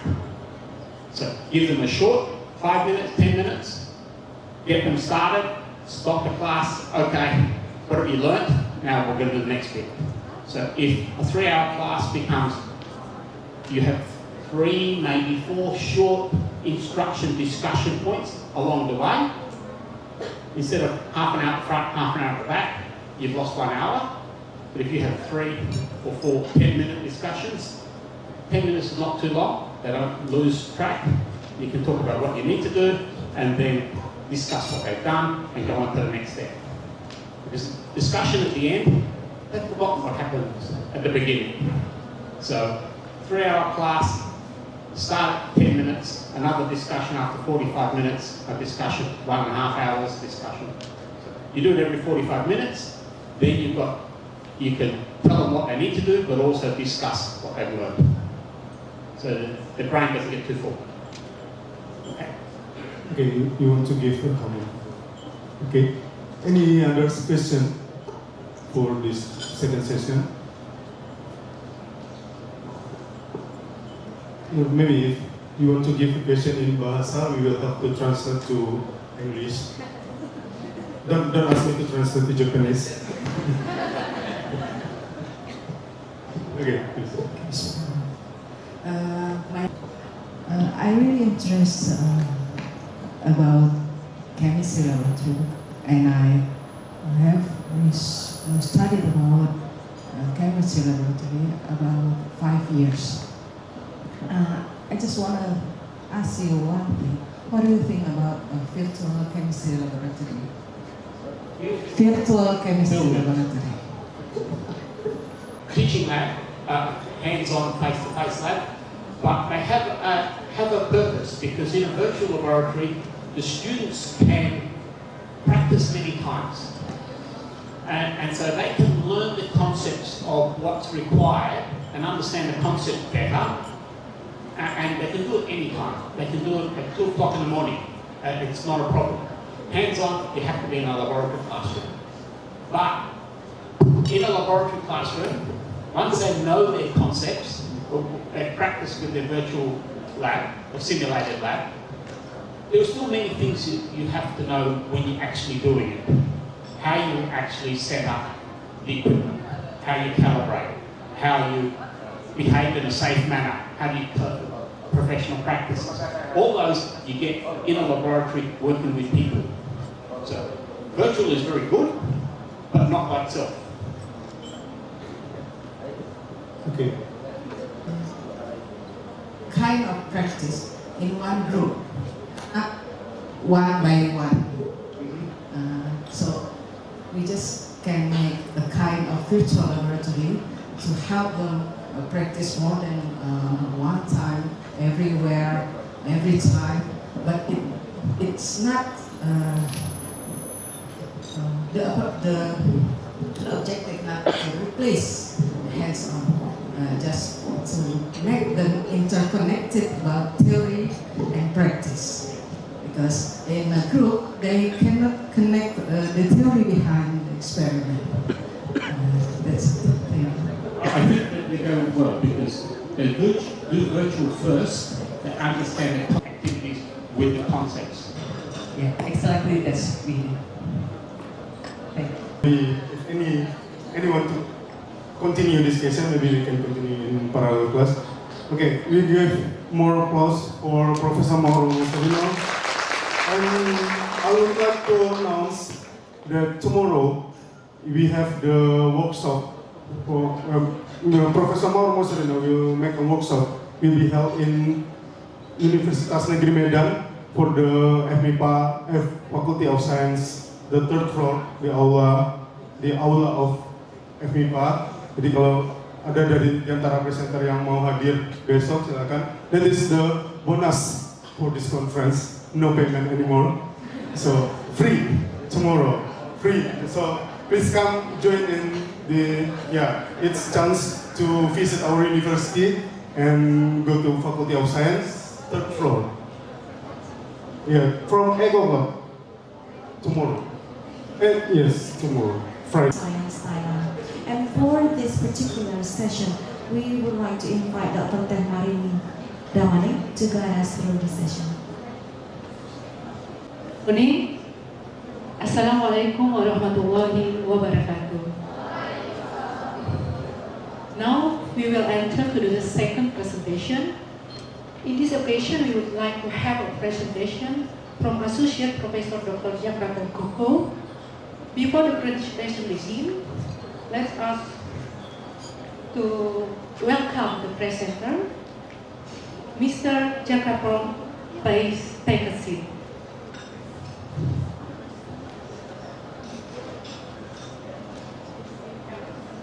begin, let me to introduce Mr. Jakrapong. Mr. Jakrapong Koko received PhD degree in physics from Kim Mong-Kuch University of Technology, Thonsbury, Thailand in 2008.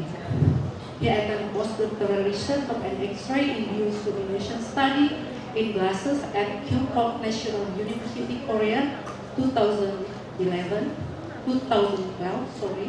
In the same year, he has been awarded as the best alumni of Silpakorn University, Thailand. Currently, he is director of the Center of Excellence in Glass Technology and Material Science, Nakhon Ratchasima University, Thailand. He has handled 60 research projects in the glass science and technology, radiation physics and Jameson enhancement, principal investigator of 37 projects. He has published 268 papers in international journal, 1,319 citations, and hard index 19. He also been a reviewer of 30 international journals and a member of the International Radiation Physics Society. Without further ado, I would like to welcome the presenter to deliver the presentation. All right, Mr. Jakrapong Koko, the floor is yours.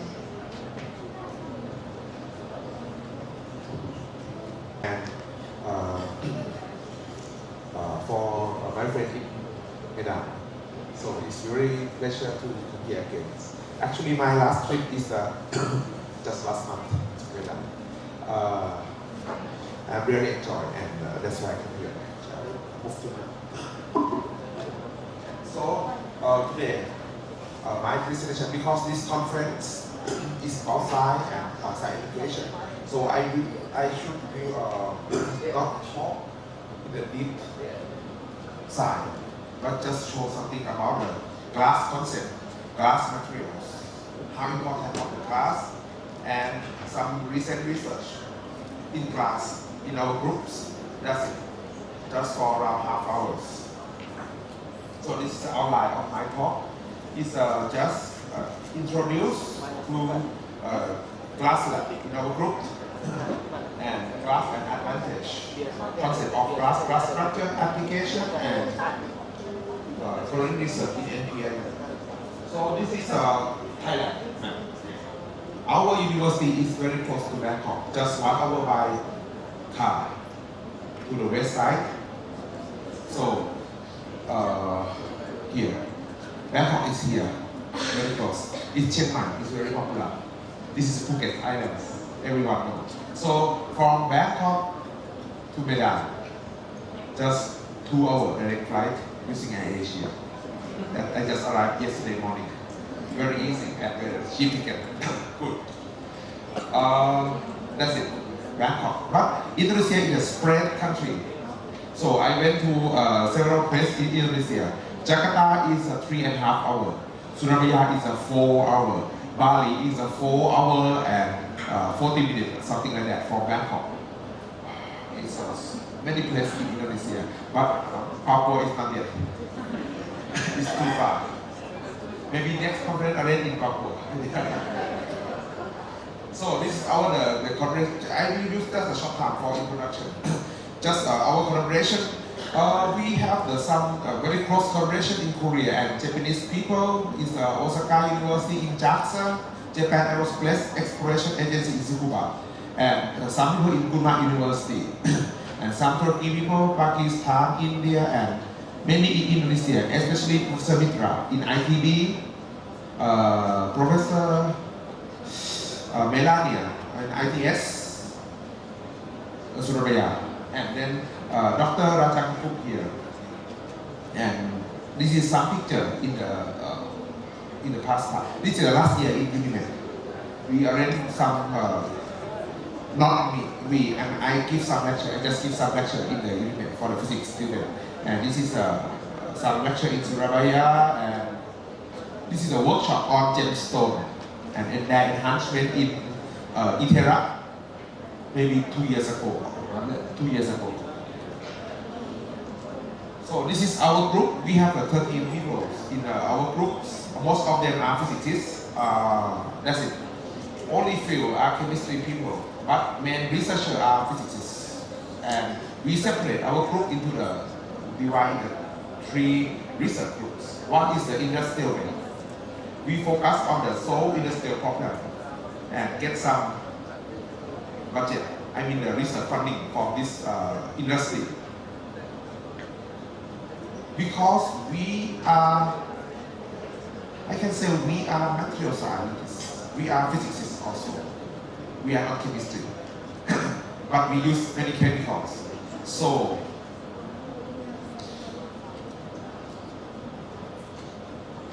we can say that we are experimental team. That means funding is very important. Not the most important, but important. Because if you don't have any budget to buy chemical, you cannot do anything. Because we are not a calculation team. So this part is very important for research with the industry part and company in Thailand.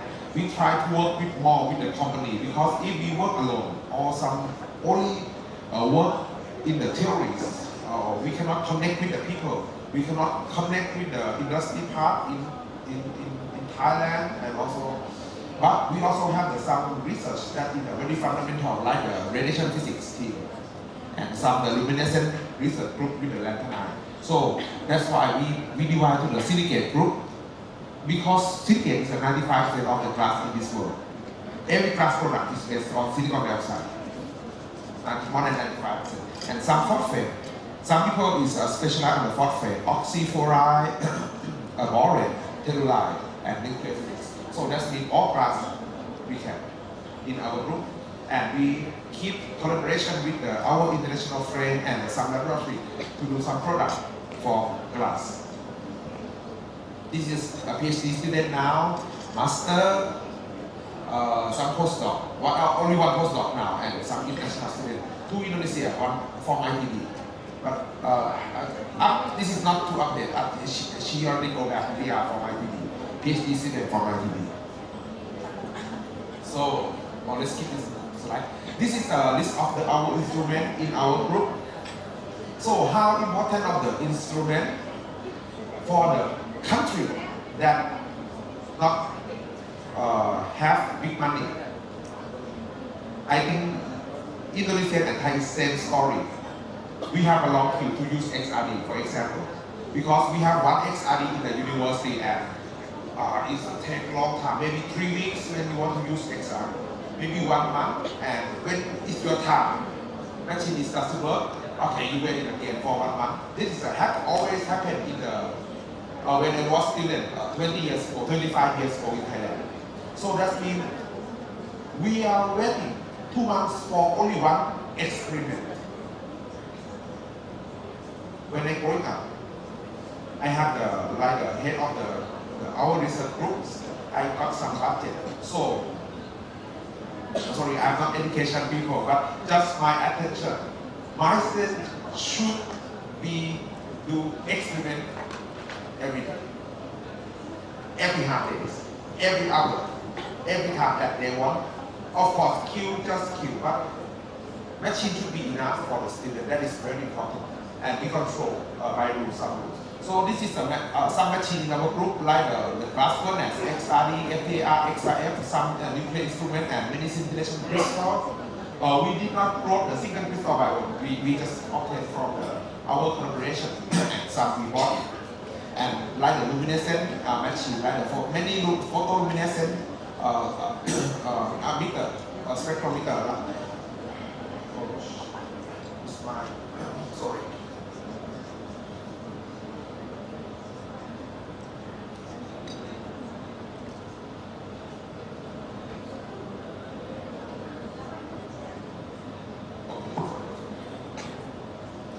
This is some optical illumination instrument, let's say, and some software to calculate the lanthanide spectrum in structure because of the analysis software and some mechanical property. So the student is monitored. Why I say like this? Because my university, let me talk something about the development of the student. Because this conference on what this thing is education. So Rajapat University, we have around 40 around the country in Thailand. We have around 120 universities in Thailand, including college. I mean higher education.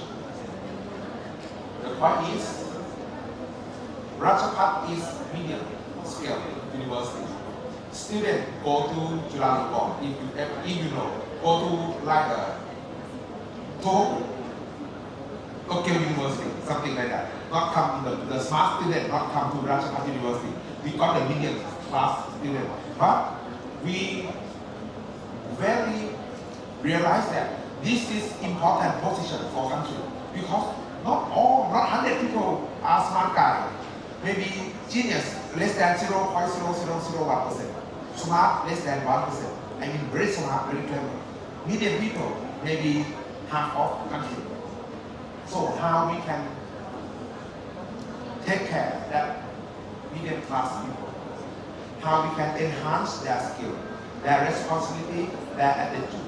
So this is also important for this type of university. So I always teach my students, please don't think about we are not smart. You are important because Thailand, we have 80 million people. 40 million is same with you. More than 40 million is same with you.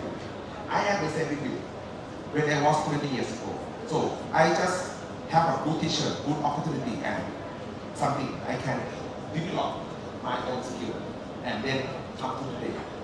So this is our research group. This research center is in university.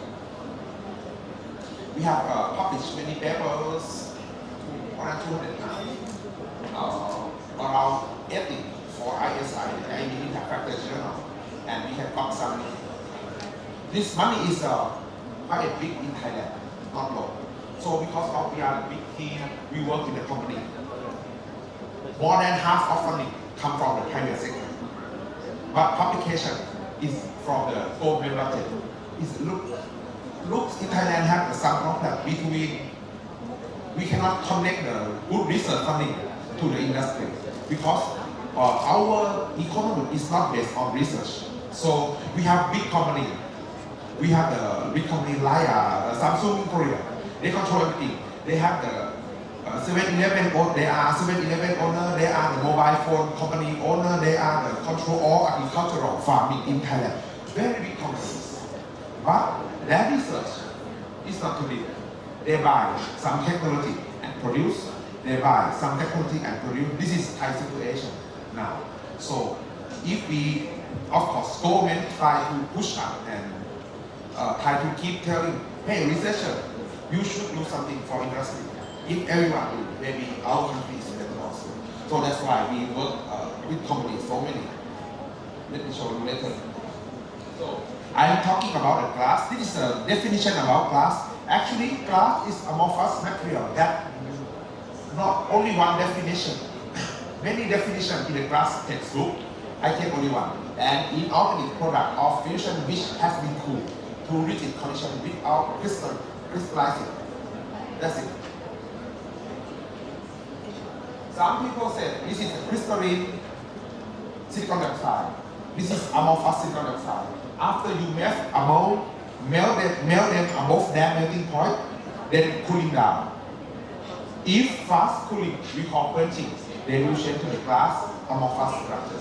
If small step, very slow cooling down, they have a time to rearrange atomic structure. They will change to, they will have some crystallized structure in the dead silicon dioxide. Maybe quartz, maybe a pyramide, maybe crystallite, too slow, depending on condition. So I just want to show that how different between crystal and amorphous. So and how about the glass? Glass is a kind of amorphous material. But some textbook, they call glassy state. They call glassy materials. That's mean amorphous one. Same, they imply that that kind of group of material, this is so glassy state or glassy material is amorphous one. But it is possible to create some crystalline in the glass also. But this is just definition. So how different between glass and crystal and advantage and disadvantage? Crystal is crystalline structure. Glass is amorphous, long length, atomic order, short range, crystal can be prepared in limit size and shape. For example, good single crystal. Who can prepare like this one, big single crystal without defect? Very difficult. Yes, you can do, but how much you pay? But this kind of glass, more easier, maybe 100 times easier to prepare glass. And difficult for preparation. Of course, crystal growth technique. You have so many techniques.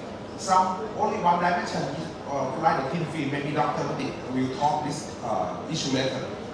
But how about the bulk materials? Rickman, Troshansky, and many machines to do single crystal growth. How much we pay for that machine in the laboratory? At least, let's say $30,000 in the laboratory scale. How much in the real production cost? It's so expensive. For the glass, more simple. Just melt and quench. You need only two simple furnaces. One for melting, one for annealing. That's it. And chemical ratio is fixed, but glass chemical ratio is not fixed.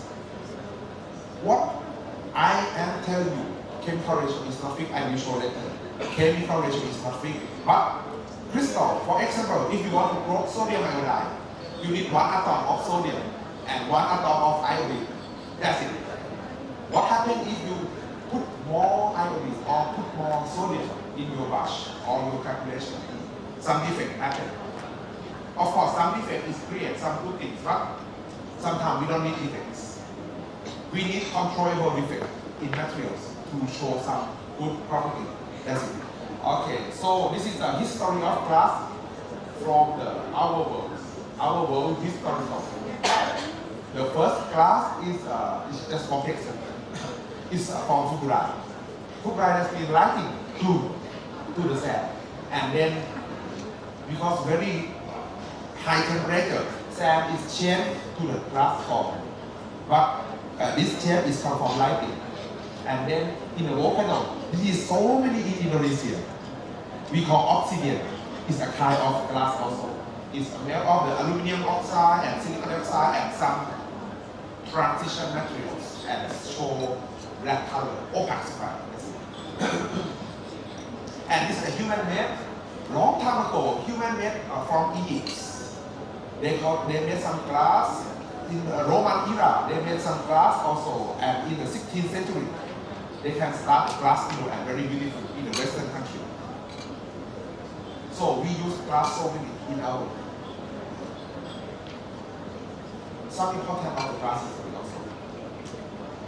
Just this year, we started first glass factory in the world in United States, and then this is a big chain. Just less than 100 years ago, we have the one float glass invented by English guy, and then float glass is a shade everything in your house because you have window.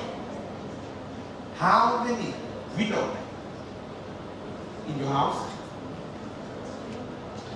How many houses in Medan? Okay, let's hit the point. How many houses in this world? How many buildings in this world? How many windows in this world? How much of quantity of the glass material in this world? Very large quantity of glass material. Please look around and you can see something made from glass in your everyday life. Kitchenware, microwave kitchenware, tomato sauce, laboratory gas, optics, and this is for big study for astronomy. And now it's made from plastic, but of course, it's the first time it's made from glass and some optical microscope. And everywhere, reflection ring on the street is made from a very small glass ring and very good reflection. When you drive in the night time, something is reflect, light is reflect back and you can see the light like this. And then you can put some small glass bead to do we call reinforcement of the material, and you can construct something very strong like a big bridge, big turbine. You need reinforcement by glass materials also. Your mobile phone. glass cover mobile phone. It's very important. Of course, it is a co-technology between glass, first layer, and then very thin film from the thin film guys.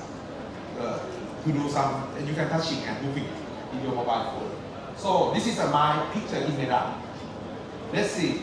This is from my room just last month, nearby city center.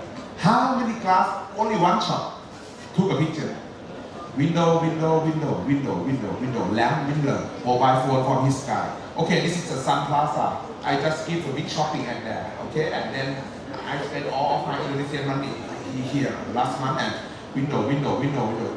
Solar cell over there, copper. Window, window, lamp, lamp, lamp, lamp.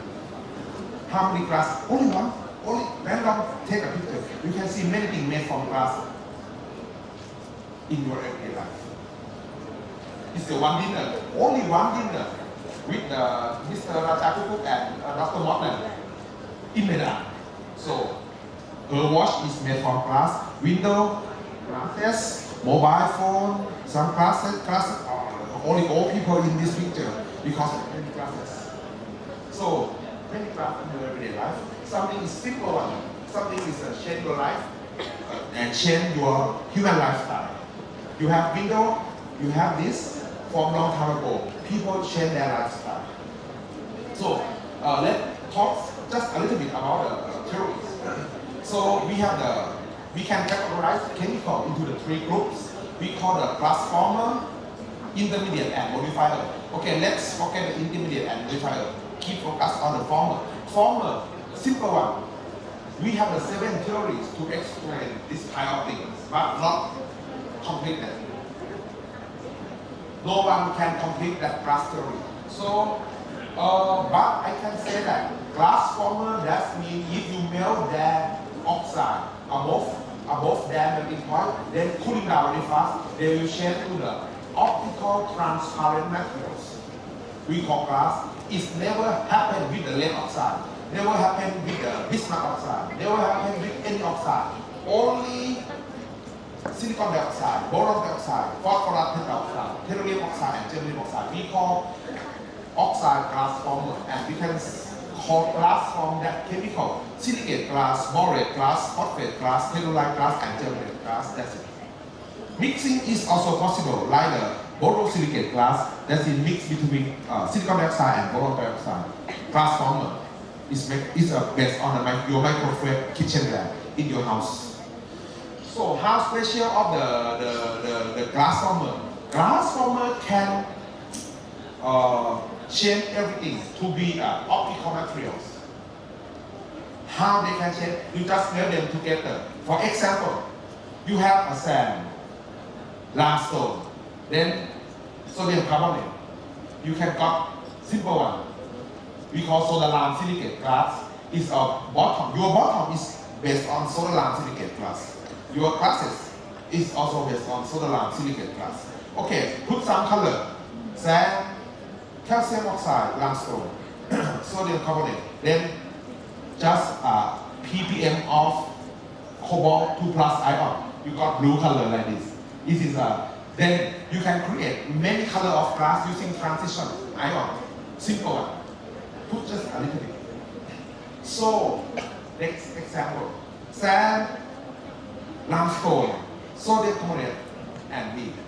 Okay, I just jump to the glass furnace. Okay, of course I will die in just half minute. Then what's happened?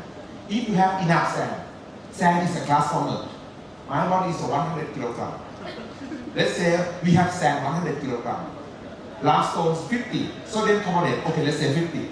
Okay, put together and melt them 1500 degrees Celsius.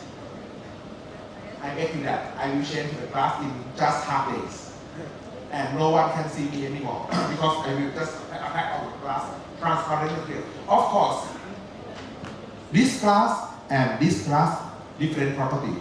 That's why glass can change property easily by chemical ratio. That's why I told you that glass is not fixed chemical ratio. Glass is not fixed chemical ratio. I can change many ratio, and that ratio is reflected to the glass property. So this is the principal one. Just mix, melt, quenching, pouring, shaping, annealing, then you get glass. This is a process to do glass. It's also same principle in the factory, but this is a picture in my laboratory. And why I say that glass changeable? Many things. We have some glass, window, and put some thin film technique. And then you can select infrared coming out or infrared not coming, protect infrared. Ultraviolet, infrared, you can choose many things. Now we call smart window. Okay, let's talk this story with Dr. Mati, because glass is not only one guy in this field. We need very high technology from the thin film coating to do this kind of window.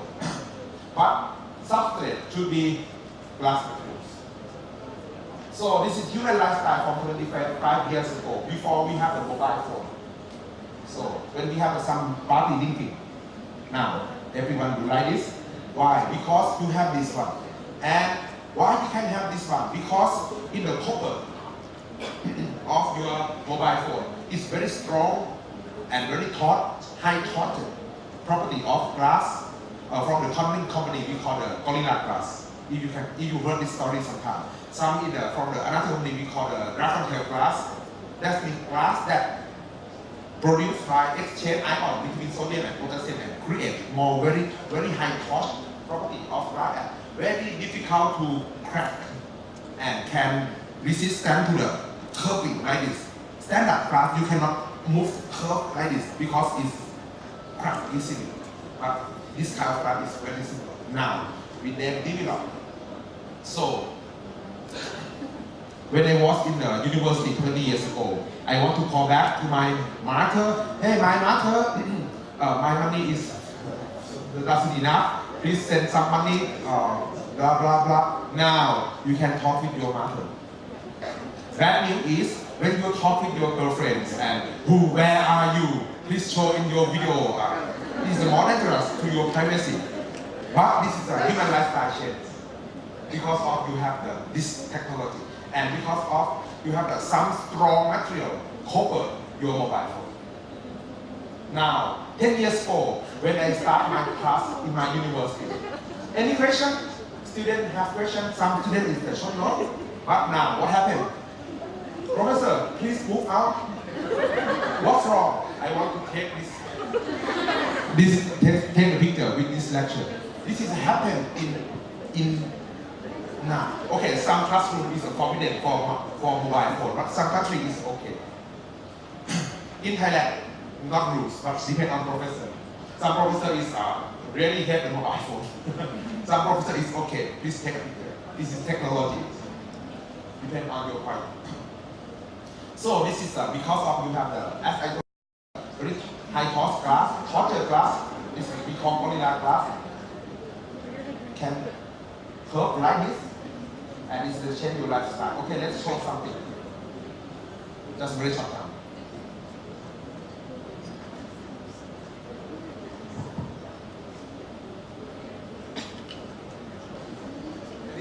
Please mind, this is not my class. I just took from the Conning website.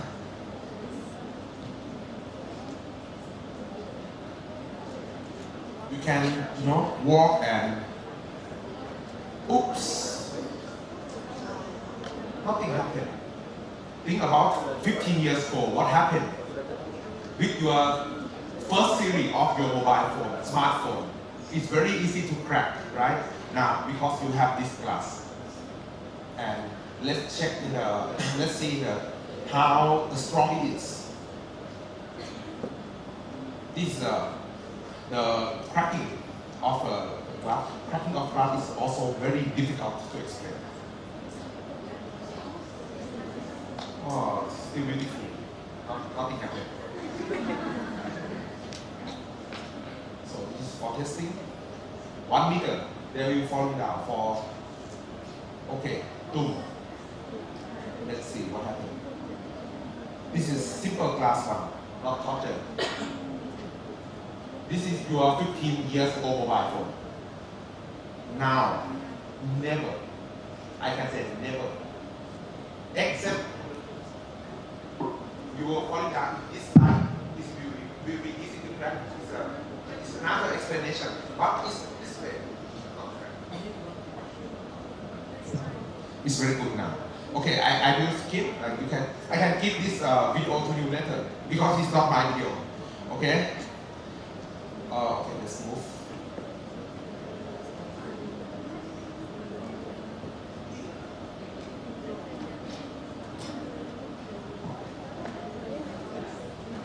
How strong? I should move too fast.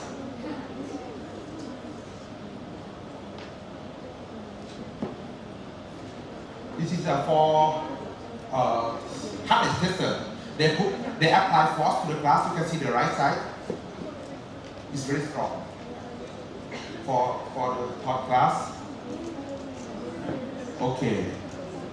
Let's see something more. Okay, done. So that means the hardness tester is a many way. Put, scratch, hit. We test all for torture class, and then you got your mobile phone. And so not only that kind of things. Now you have shared everything because of internet. I think senior professor and not too senior really realize that how you can submit paper 40 years ago, put to the post-mail and send to the journal like this. Now you just online submission, very easy. Why? Because of you have internet. You can make a video call, you can send WhatsApp, you can send picture, you can send any video. You can request more money from your family like this. Very easy because you have to put internet. And what is the very important materials? Fiber optics. It's always made from glass. And also how they can enhance their signal. Fiber optic low bit erbium oxide. Erbium can emit 1.5 micrometer, and we call optical amplifier. Is also fiber optic low bit erbium oxide. Is 100% made from glass also. How Thailand can very good internet is come from Singapore. I don't know, someone told me from the IT guys. And it's come undersea, very big cable. And how that light is come to my country. Fiber optics. Light should be through past fiber optic, not copper wires. This is more safety glass now. We call this is glass cracking. This is a tempered glass in your bathrooms. More safety, because if glass crack like this time, very dangerous, very dangerous. If crack like this time, not much dangerous. Like this. Not only that one. This is a tempered one. More strong now. This is the same glass in your bathrooms that separate shower area to the toilet area. Is the same. Except you use the low quality. This is the same. It's very, very difficult to crack that glass. If they crack, they will crack like this. They will crack like this. If they crack, they will crack like this. That is not much dangerous.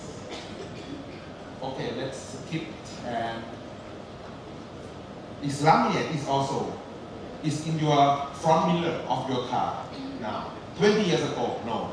Now it's okay. Like this, you have more. It's a bulletproof glass also. But the problem of bulletproof glass now is a big problem is too heavy. Because limitation of some glass material. They do the glass like the sandwich with some polycarbonate and some the polymer. And then you have a 3 or 4 layer of glass and really heavy. If your car is too heavy, you need to design something more. Your build, your engine, your structure, and then your car is not expensive. That's why VIP people buy very expensive car for this one. Let's say not VIP, some dangerous people. Maybe. Yeah. Because this is a very heavy for this part, especially for this part.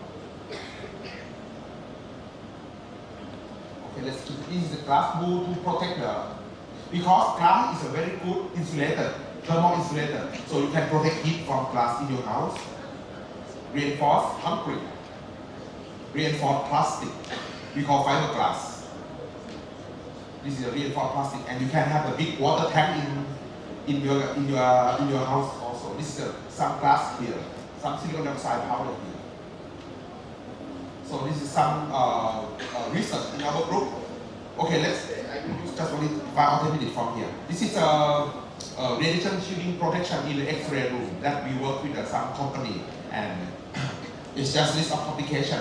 Actually, our class is only this, because that's for viewers when they shoot X-ray to the patients in the hospital. So, very simple question from the company. Now, in Thailand, we import this one, just 30 centimeters by 30 centimeters. Is $200 US. How about the big one like this? Or one big wall in the hospital. Sometimes they need transparent one in the hospital to observe patients. Maybe $3,000 US. So how much of the standard glass? Like this. Maybe $50 US something. You know, it's a cheap. Actually, simple glass is the cheap material because raw material is the cheap one. Silicon dioxide, limestone, and calcium, sodium carbonate. All of them are cheap materials, not much expensive. But only special one. We can do some now for the protection. And also some enhancement of the gemstone. This is a low quality of gemstone from the Africa. And enhanced by glass. Glass can fill some small hole in the gemstone. And you can cut from this to this. If you want to discuss this, not participate, call it, ask me later. This is a raw rubies. This is some clean and heated rubies, and it's filled to the glass form. So please remind, we did not tell the customer this is the real one. This is an enhancement by glass, cheap one, but more expensive than this. Okay, let's see. This is the price of the company. This is I mentioned this price in Thailand, okay? So this is a very low quality of ruby. When you see from the street, you don't know what it is. So how much? 0.1 US dollar per gram. How much of the very expensive real ruby? Maybe 2,000 US dollar per gram. I mean natural one and very beautiful. So you don't know what it is. And very cheap. So after we treatment, our treatment is up to 9 US dollar per gram. It's still cheap. But please remind, for my research, imitation and synthetic totally separate market with the real gemstone. Real gemstone is for your very important event, marriage, and a kind of your investment. For example, I have the one beautiful diamond. Okay, sometime in next 10 years, I don't have any money. Okay, I can sell that diamond. Or my diamond is keep increasing price. This is called investment. But for the synthetic and imitation, just for beautiful, just for some happy event and keep to someone for special. So this kind of material is for synthetic and imitation. If you don't want, or if something crack, throw it out, you buy new one again. 30 US dollar, 35 US dollar, just for beautiful. How many rings in the woman in this room? How many real jewelry in your rings in this room? And how many imitation jewelry in your ring in this room? Don't answer this question. You know. Not everyone put the real one, but just for beautiful, just for everyday life, you can sell this one. This is a human lifestyle, as I work with the company. So they can sell this one. Cheap one. Don't lie to the customer. And you cannot lie because if you make sure, you can see silicon dioxide here from the XRF, and you know this is a glass film. And AIG, American Institute of the Gemstone, can identify this thing very easily using only 5-minute measurements. But we don't care. We sell. It's beautiful, you buy. And this is some color glass, some red glass from the gold nanoparticles, some color shadings. How special of the color shading? Color shading, that means we have the one real gemstone. This is a synthetic work also. Real gemstone is very expensive. We call Alexandrite. It's around several thousand US dollars per gram. Per gram is very small. Alexandrite is one of the top 10 rarest gemstones in the world. Why is special? Because they can change color under different light. In physics, color is come from transmission spectra and absorption spectra of that material. So if we control, we know spectrum of lamp. For example, incandescent lamp and daylight lamp. Now we have daylight and incandescent lamp in the indoor market. Very cheap, right? Simple one. Please buy and try. Then this is a real Alexandrite. You can guess what? How you can do real Alexandrite. We try to know how I can say mechanism of the discolor shading. Then we can produce. This is a real one. This is our material from glass. Then we can have color changing of the material under daylight and incandescent. They change color. Same with Alexandrite behavior. After that, we know what is mechanism. Then we extend our research to this changing group, this changing color, this shade, and this shade. We have 5 shades of color changing in the market now. For example, this changing pink to the pink to the yellow. I can say that only our group in the world. You cannot see it in the outer world. Let's see this video. This lamp, just simple lamp, incandescent and white lamp from your supermarket. The special thing is some chemical that we know in that glass structure and create color and complicate absorption spectra. Then match with the absorption with the different lamp. So color is changed from different lamp. So let's see this one. It's a more clear. This is, I use just mobile phone, light and move past my jewelry.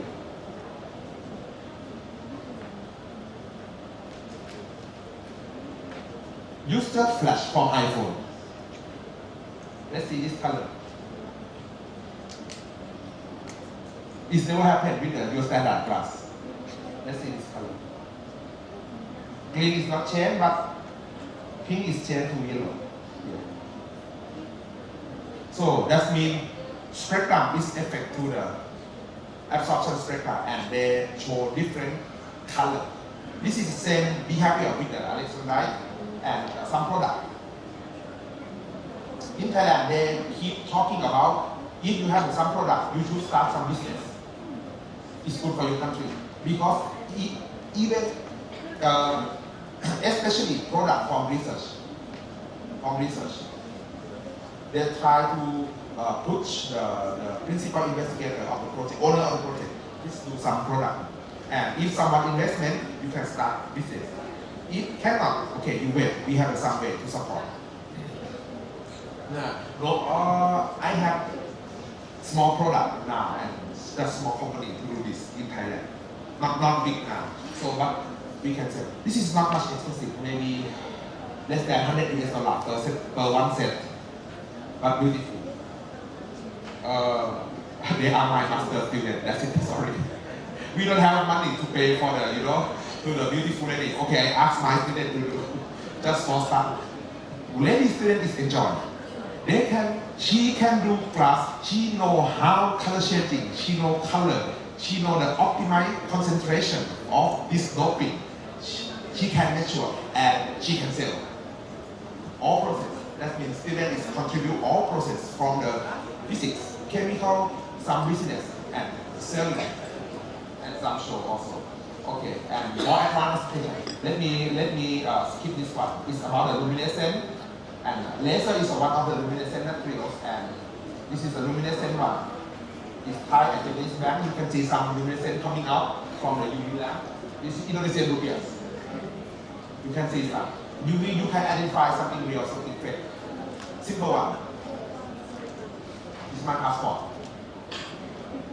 They have run number in my Thai passport. I just know for my small experiment. Every page they run numbers. some bioluminescent. Why? Because we work on lanthanide also, and this is some lanthanide is good because of the very stable luminescent glass, and we can got some many applications like the new light solid state lighting material, new laser medium, new optical amplifier, and so on. So this is a white emission from DY because DY have the two emission, blue and yellow. If we, what is the point of the researcher play on the DY? They try to control this ratio. If this ratio is good, they show white color. If this ratio not good, they show yellow color. So it's not depend on DY concentration.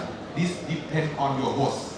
Different crystal structure, different glass former, different chemical ligand is different this ratio. And why we need? Because we need bright light. This is bright options. This is just 405 laser, quite a cheap one. I bought from internet.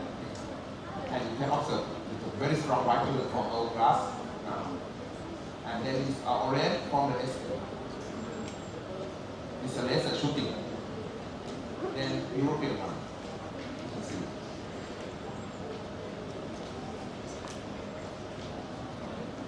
Then green from TBT plus ion. We have red, we have green, and if we have blue from cereal, we have all set of color in the world because it's simple with the RGB display, but RGB is gone now. It's it's gone. So another display is but based on this color, RG and B. That's it. And CDM is a more special because CDM is a fast decay time, and you can use as scintillation materials for X-ray detection. You cannot use orthodox from in the lanthanide.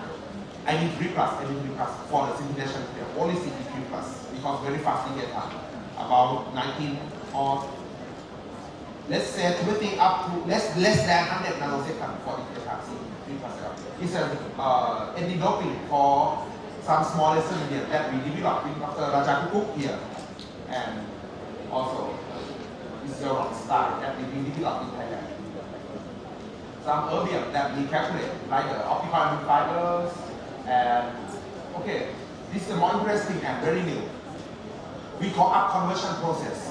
In the erbium case, I think this is the last slide. In the erbium case, we can observe one phenomena we call up conversion luminescence. That means you excite by low energy, but emit higher energy.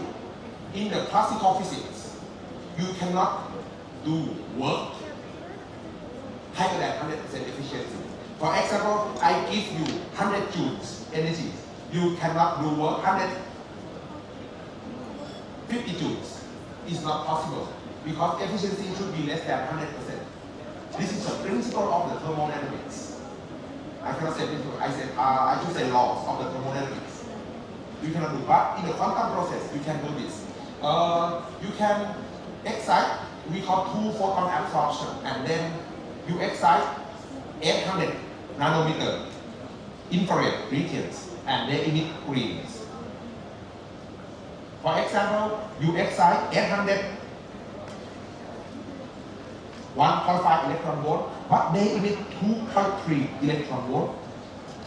This is a quantum process.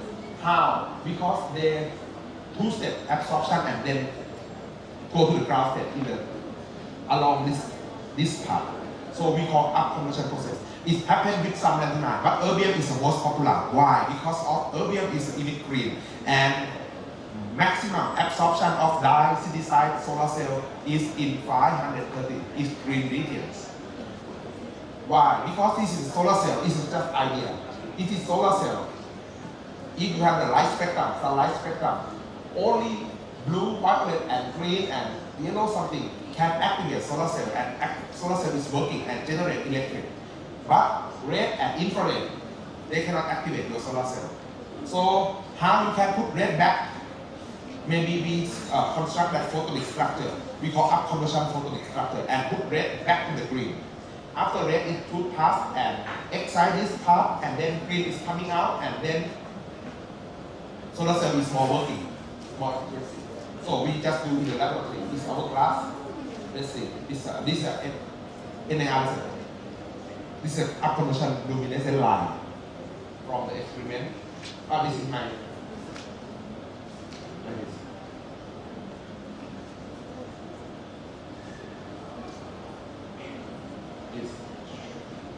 and they are shooting to here and you can observe green light. But now it's only in the experiment. If we can enhance this green intensity, it is possible to put red back to the photonic, to the solar cell, and then it's a one way to increase solar cell efficiency. And also it is glass. Why? Because all your solar cell in your rooftop, you need glass cover. You need glass cover. Okay, done. This page. Thank you so much, everyone.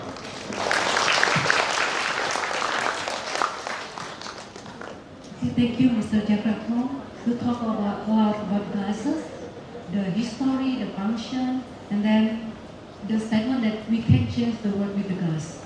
Okay, and then now on we will open the discussion. I will give a chance to first session for the first question.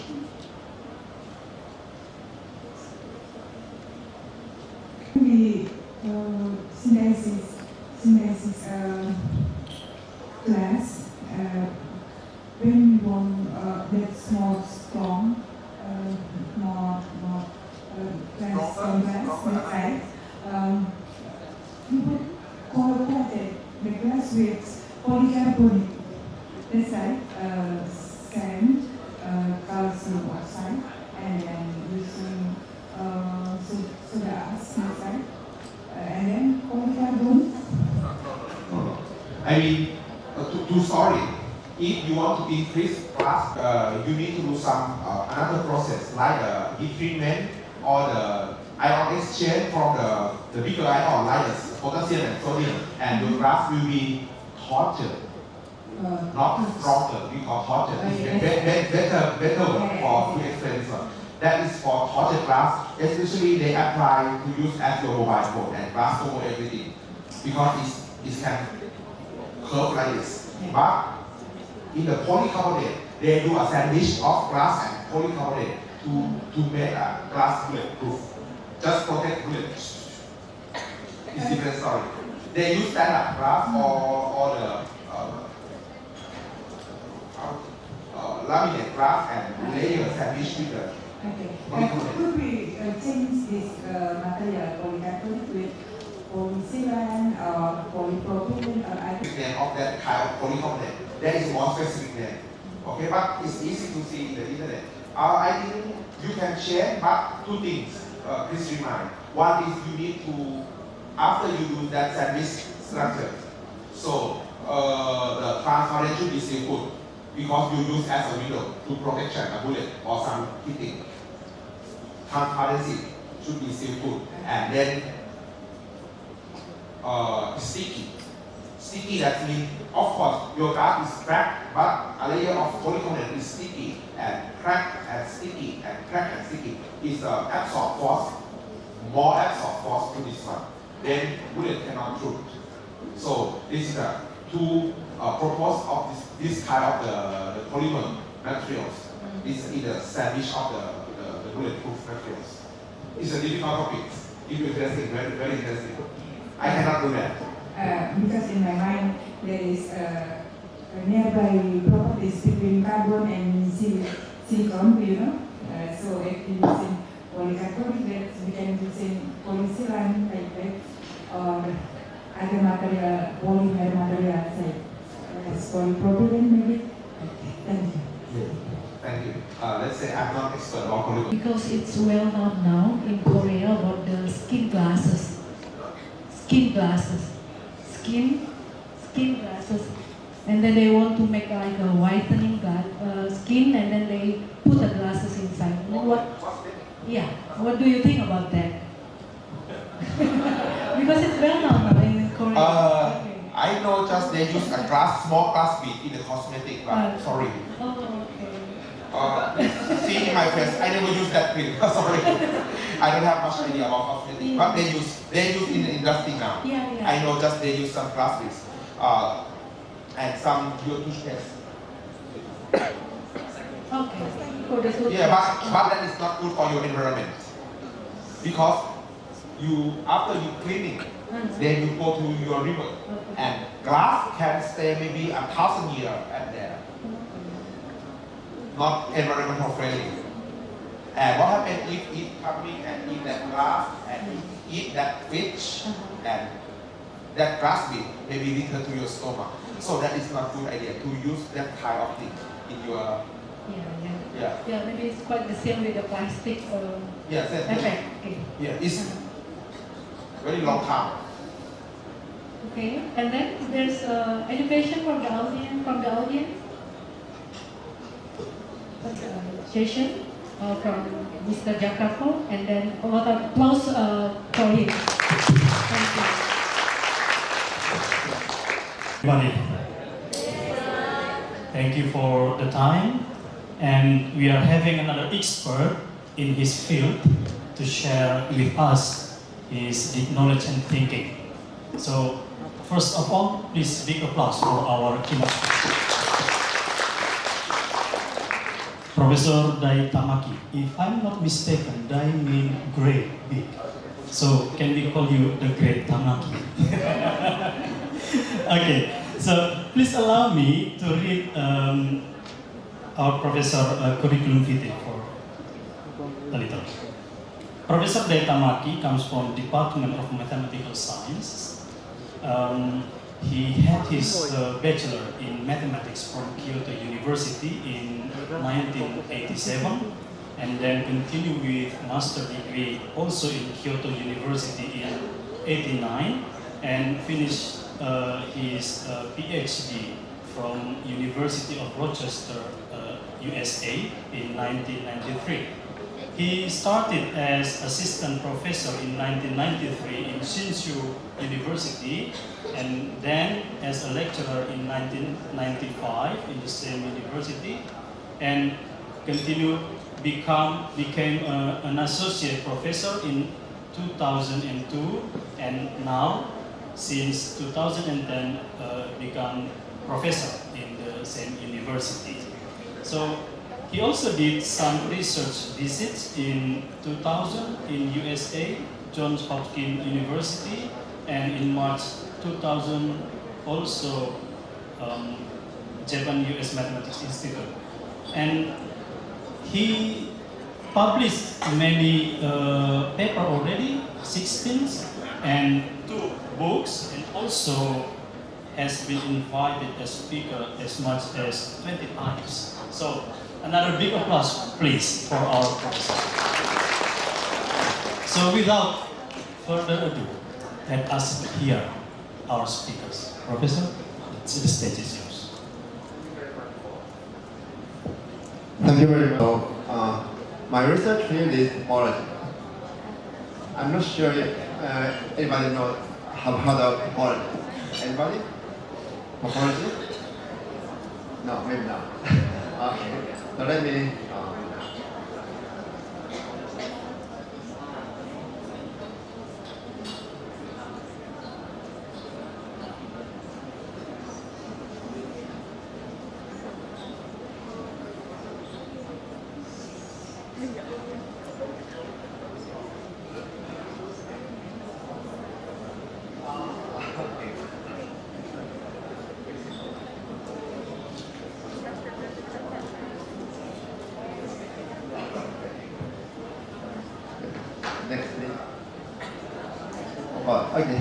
This is my plan.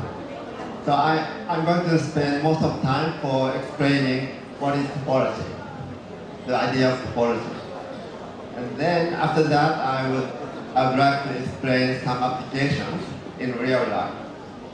And then if I have time, I want to explain applications to more theoretical science. Okay. Next, please.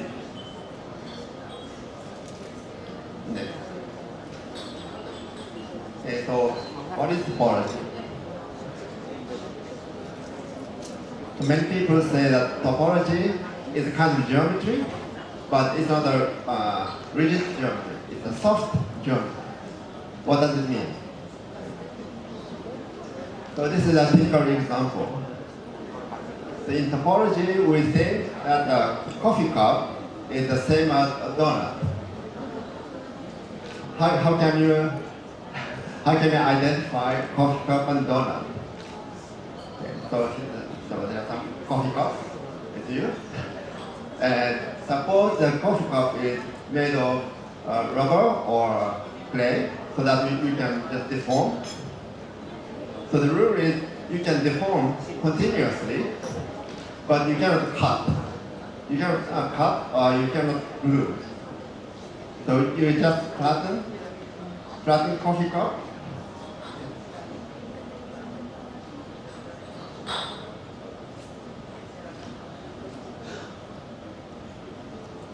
So you can just push the cup to flat, and then you get something like a saucer with a handle. Then squeeze the saucer part to small part, small this. Then you get a donut. So this is what we can do in topology. So it's very easy. So we can just play with the figures.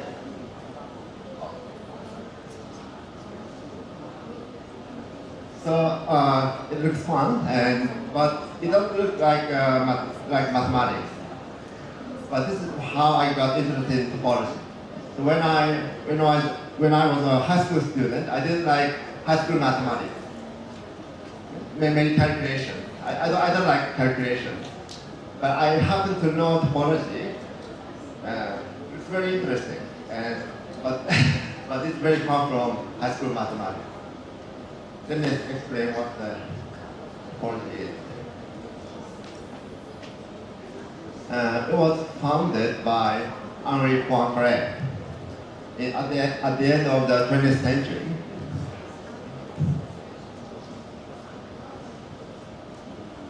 So he wanted to study higher dimensional surfaces.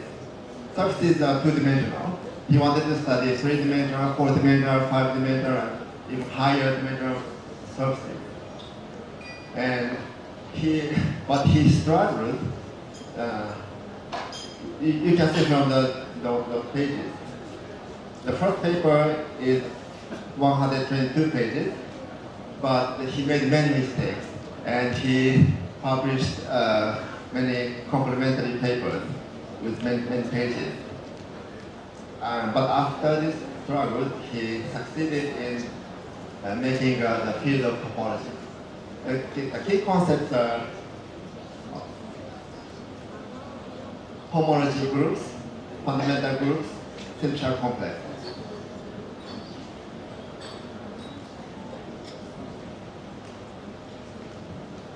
In order to explain Poincaré's idea, let's think about these two figures.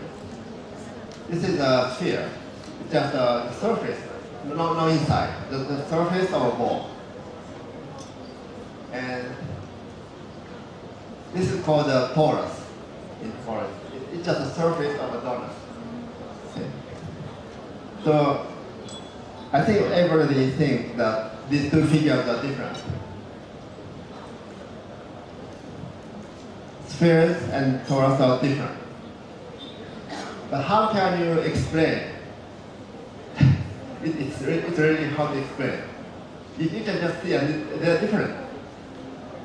But if you deform a sphere continuously, you might be able to get a donut. Right? So you deform a coffee cup, then you get a donut. But if you deform a saucer, you cannot get a donut. But how can you explain? So this is what we do in topology.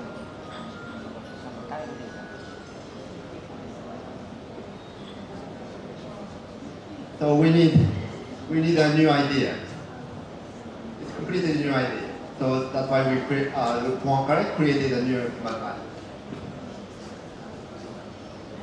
So his idea is like this. So we draw a circle on the surface.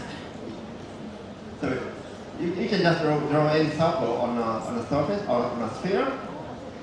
Then you see that you can always contract this circle to a point. Just shrink on the surface just on the surface of the Earth. You can just draw a circle and just shrink.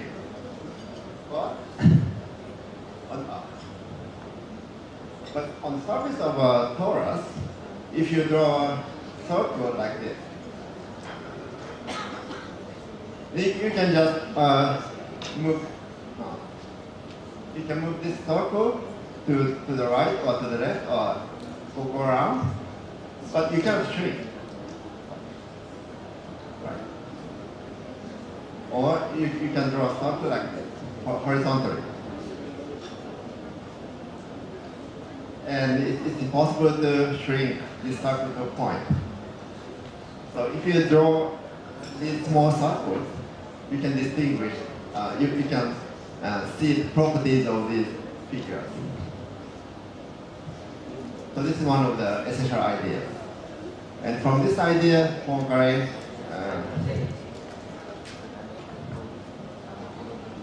developed the field of topology, and there are three important ideas.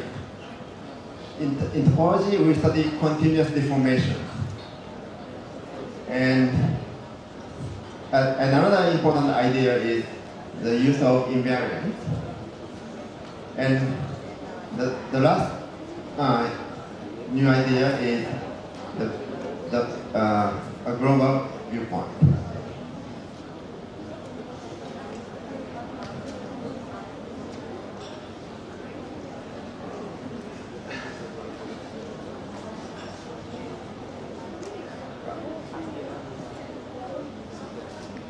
So the continuous deformation easy to understand. So in topology we can deform a triangle into a circle. In school we are taught that they are different, but in topology they are the same. Just make it round, make a triangle round, then you get a circle. But there's another deformation we can make. So we add some surface. So this is a circle with a segment, line segment, and we add some area by increase the area from here, from the top, from the bottom, and we got this kind of shape. And then we can just collapse this green region to get two circles. That means that in this kind of deformation, the circle with the line segment is the same as two circles. So we can do this kind of deformation also.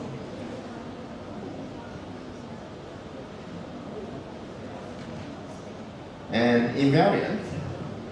So one of the most classical invariants is the Euler characteristic. So it can be easily defined for simple complexes. A simple complex consists of vertices and edges. So there are three vertices in this triangle and three edges and one triangle, one face. It's just a combination of vertices, edges, triangles, and so on. Then we can define the Euler characteristic of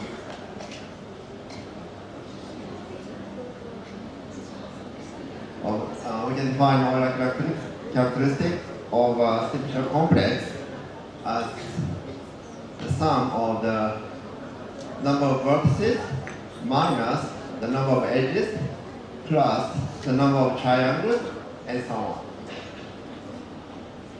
Then from a simple complex we get a number. It's called the Euler characteristic, and this number has a very important property. So the most important property is that invariance under deformation. If K can be continuously deformed to L, then the order characteristics the same. In other words, if the order characteristics are different, then K cannot be deformed into L. So by computing order characteristics, we can distinguish two figures.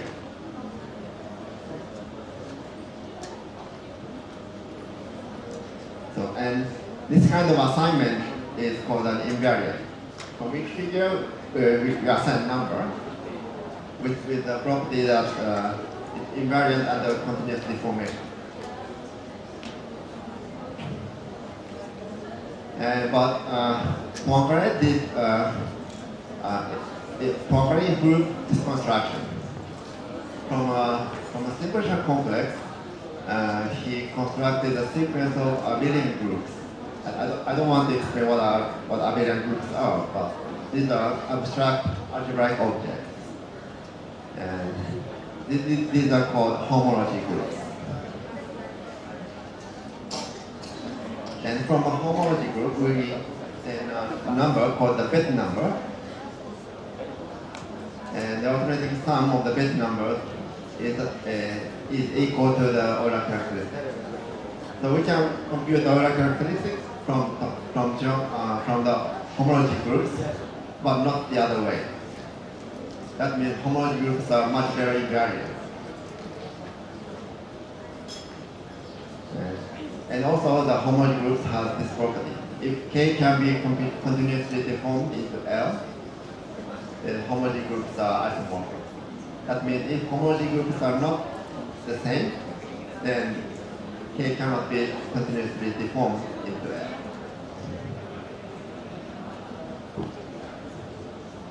So what about global viewpoints? So we get global viewpoints from homology.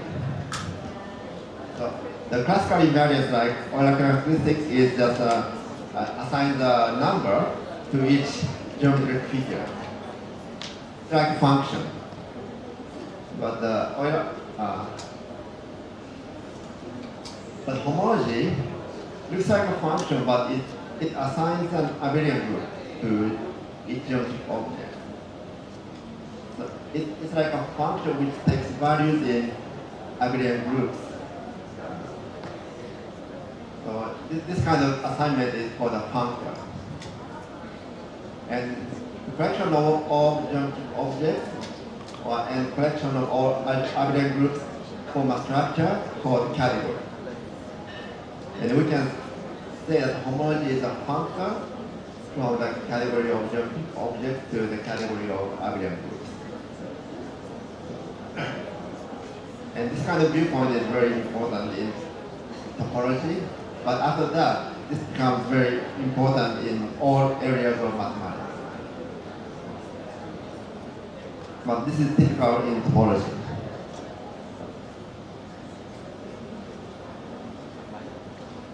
So, this is a very basic idea in topology. But what can we do with this kind of idea? So I explained three main ideas in topology. So can we do anything good with these three ideas? So we can use continuous deformation. This is the first important idea. What can we do with continuous deformation?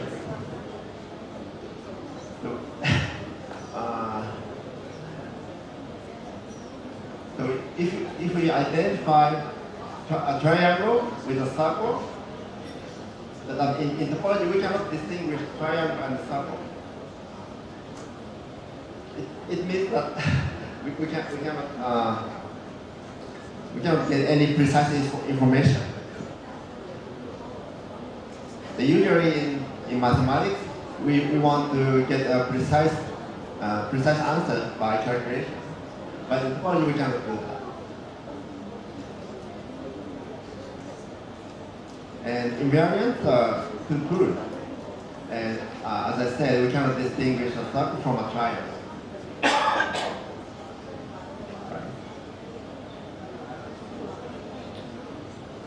And the last idea, the global viewpoint also seems useless because everything is too abstract. The collection of all simple complexes or other groups are just huge and it's just too abstract. But recently, people found many ways to apply topology in real life. So let me explain how.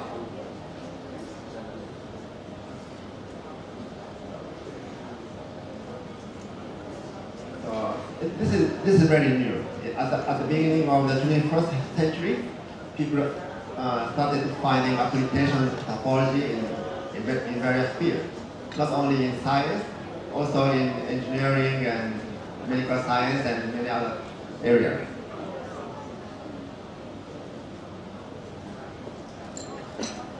The first person who found application is named Robert Grice, who did some work on robotics, sensor networks.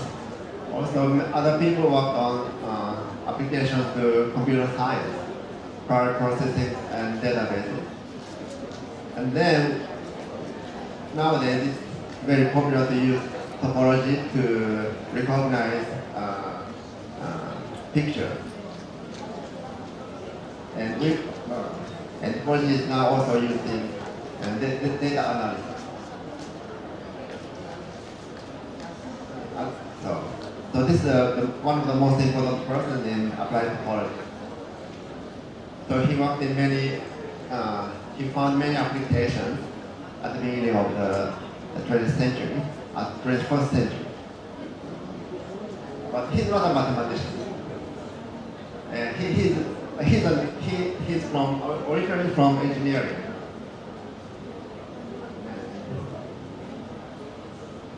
So in 2007, I attended a conference in Singapore, and this is the first time I heard his talk, and it was really nice. And at the end, he said that I'm advertising topology to engineers as a useful tool. So I was really, shocked by hearing this kind of statement. And he found many interesting applications. And there are many other people.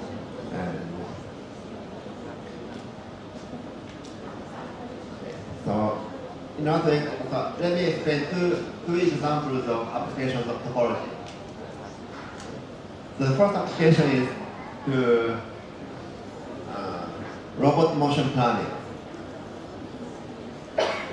So suppose we have some robot, it's called automated guided vehicle. So suppose we have some robots working in a factory. So they move automatically, and we want to avoid they collide each other. So what can we do? So this is the simplest example. So there are two robots, A and B. They can move only on the line, on this line. Then how can we switch the position of A and B? But we cannot do that.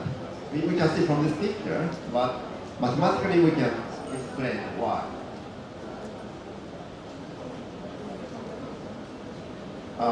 There's another example. Suppose the roof is the shape of Y, and suppose there are two robots, A and B.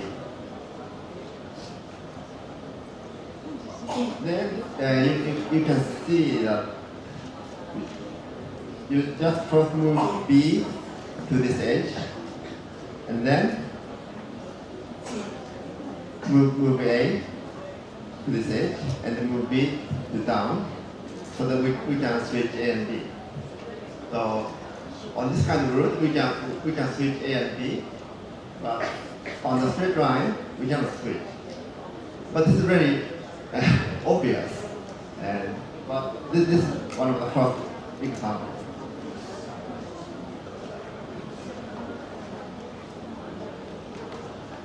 So in order to understand this kind of phenomena in mathematics, we need to set up some abstract concepts.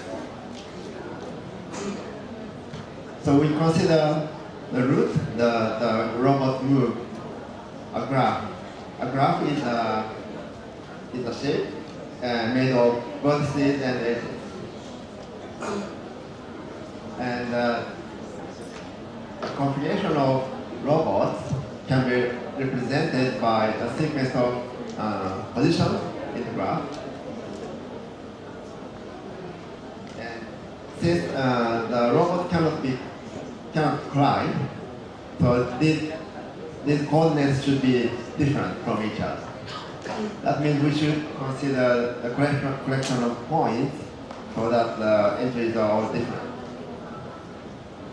And this question is called the configuration space. And under this setup, a movement of this robot and robots can be described as a path in this space.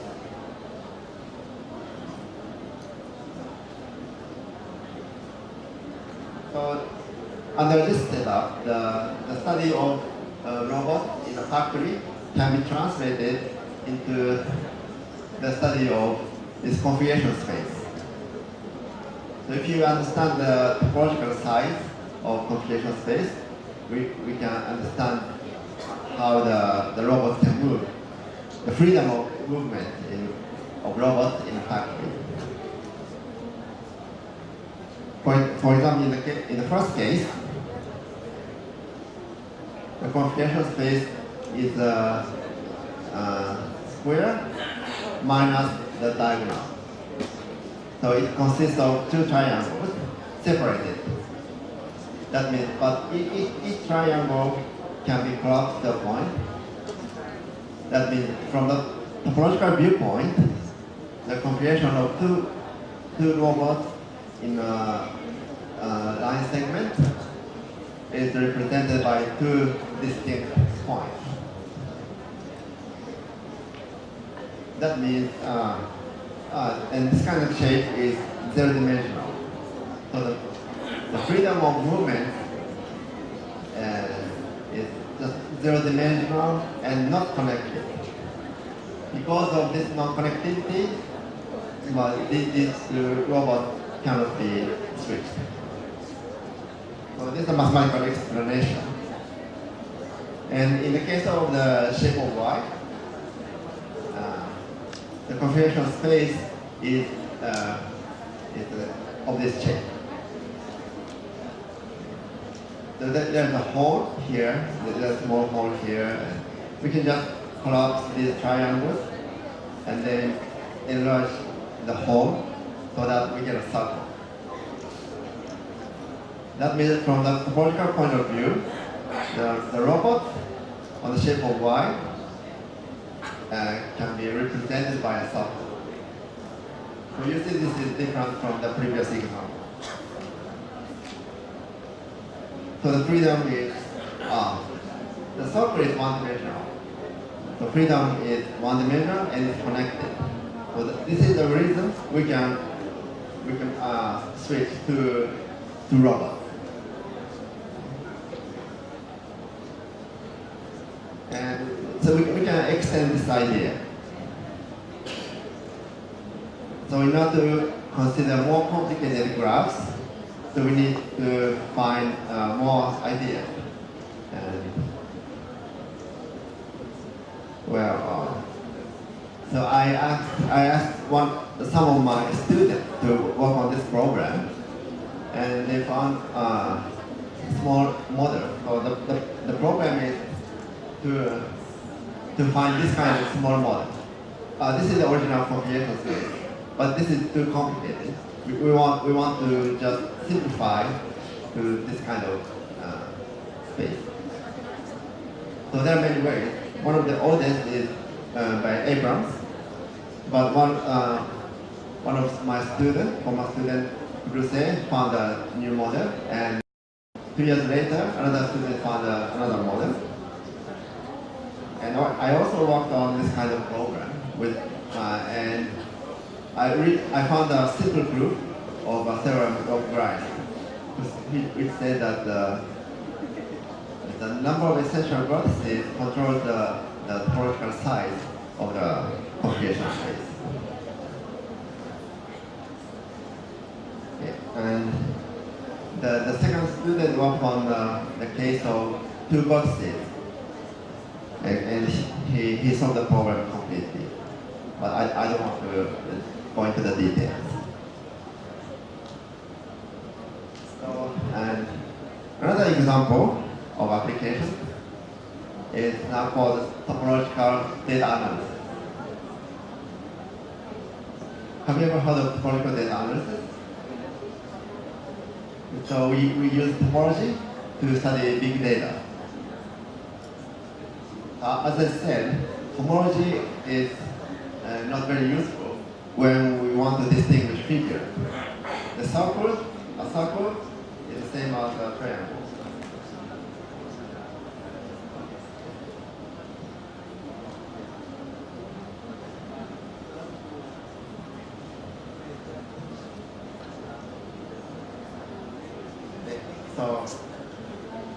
But we can use homology to extract more detailed information. Let me explain the idea of persistent homology. The tool is called persistent homology.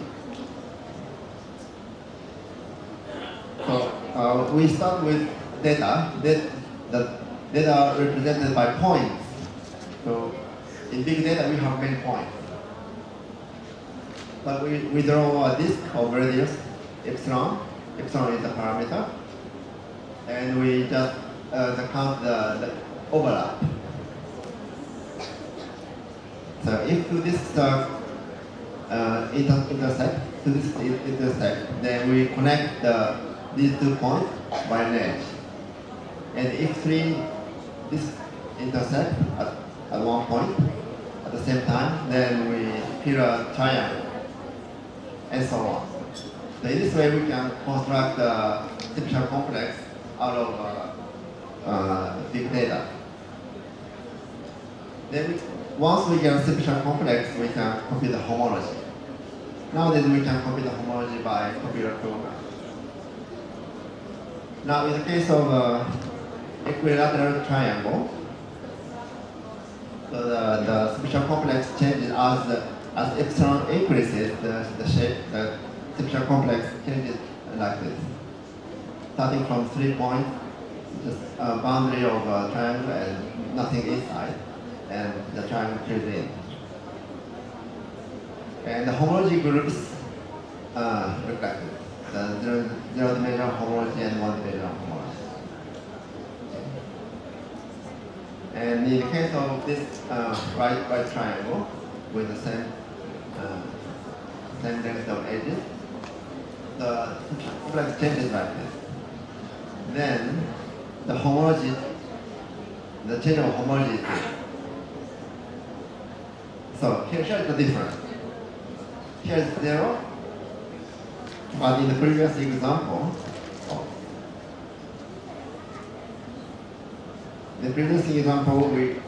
we have z here. So we cannot distinguish two triangles by simply applying topology, but if you see the change of topology, we can distinguish these two figures. So this is a basic idea of persistent homology, and this idea has been used in many areas. So now, this is a big discovery. Nicolau and Carlson discovered a new type of breast cancer by using persistent homology. And some people, a Japanese guy, Hiraoka, studied structure of proteins and glasses by using persistent homology. In cosmology, so people studied galaxies. So galaxies are huge, but compared to the whole universe, galaxy is just a point. So we consider each galaxy as a point, and people study distribution of galaxies by using persistent homology. And we can use persistent homology for human activities like linguistics, musical data, and democracy, and so on.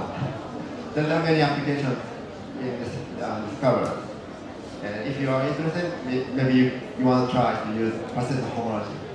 Okay, I'd like to stop here. Thank you very much, Professor. Please,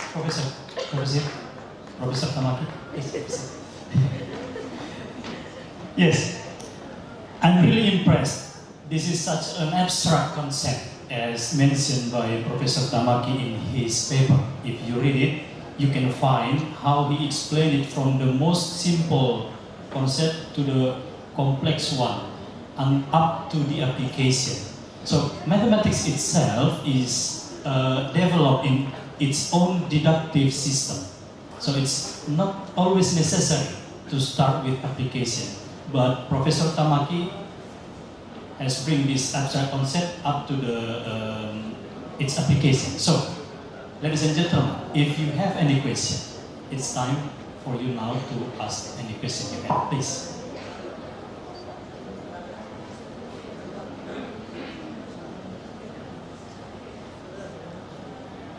Before that, maybe I can ask you one thing, Professor. You provide an example for automatic guided vehicle. Yes. So I have an idea, something in my mind. Is there any kind of algorithm, maybe I can say topological algorithm, that allow a robot, a machine, to think a best way when it has an obstacle in providing guidance? Yes, since we have a combinatorial model for the computation of space of graph. So the combinatorial model is described in terms of partially ordered set. So if you understand the structure of the combinatorial structure of that model, then we can understand the fundamental group. We can describe a fundamental group, and the fundamental group describes the way the automated guided vehicle can move. In that way, we can make an algorithm. Thank you, Professor. So, ladies and gentlemen, I'm sure that actually we have done something about topological in our life. Say, we live in Medan, we want to go to Jakarta, what do you call it? Shrink the city into a point and create a line to connect 2 points there. So, if you have any question later, maybe you can approach Professor Tamaki and ask him after this session. So, another big applause please for our team.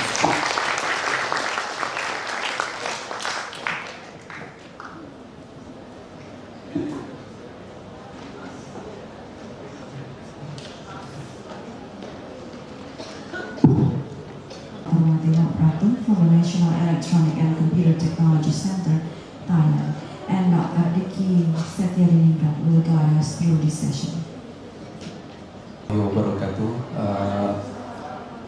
Good afternoon. It's not good for us, Maki. Then, okay. We have the fourth presenter. Please, Dr. Mati Pratum, come to the stage. Give the applause for Dr. Marty. I think it's better you introduce yourself, and then we have no much time here. Okay, time is yours. Hello. Okay. Thank you for interviewing. And first of all, I would like to thank the committee of the conference for inviting me as an invited speaker to be here today. And okay, because of this conference is will want me to talk on the trend on the side. That's why I just prepare my presentation not deeply in more scientific view, but I want to show you because of I come from the research center in Thailand, not come from the university. And I want to show you what is the researcher in the Thailand do. And now, because of now we have the big change in the Ministry of Science. Yeah. So, and my name is Mati Homatum from the National Electronic and Computer Technology Center, Thailand. So, and this way. Still not work.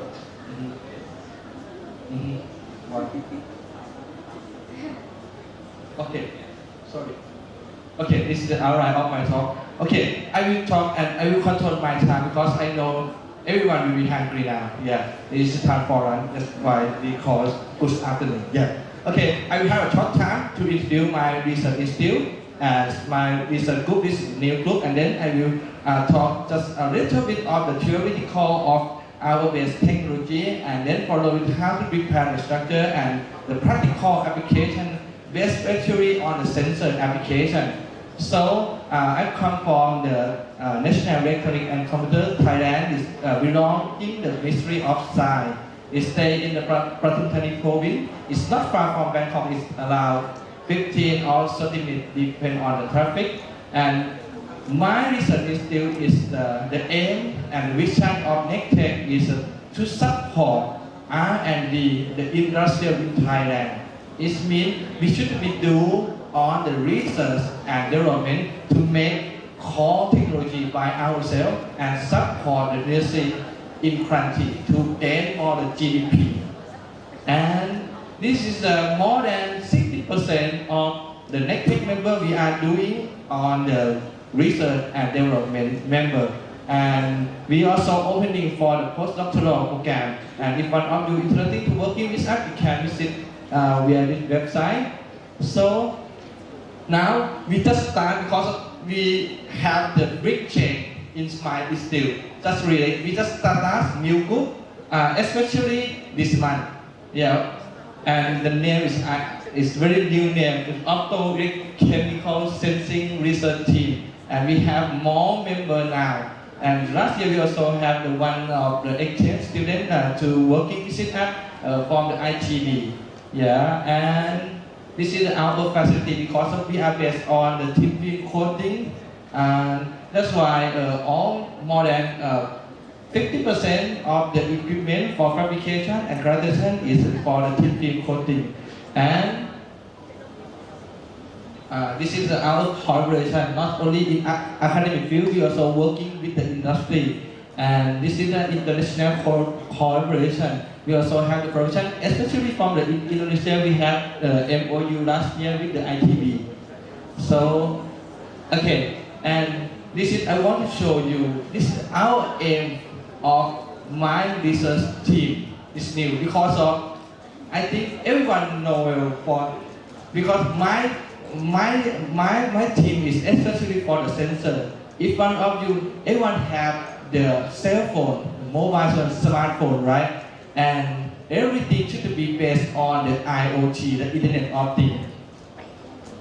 Can you think if you can monitoring yourself by maybe you use your brush and you can do your test for the easy test, and you can monitoring by your cell phone, or and every data will be stored on the cloud.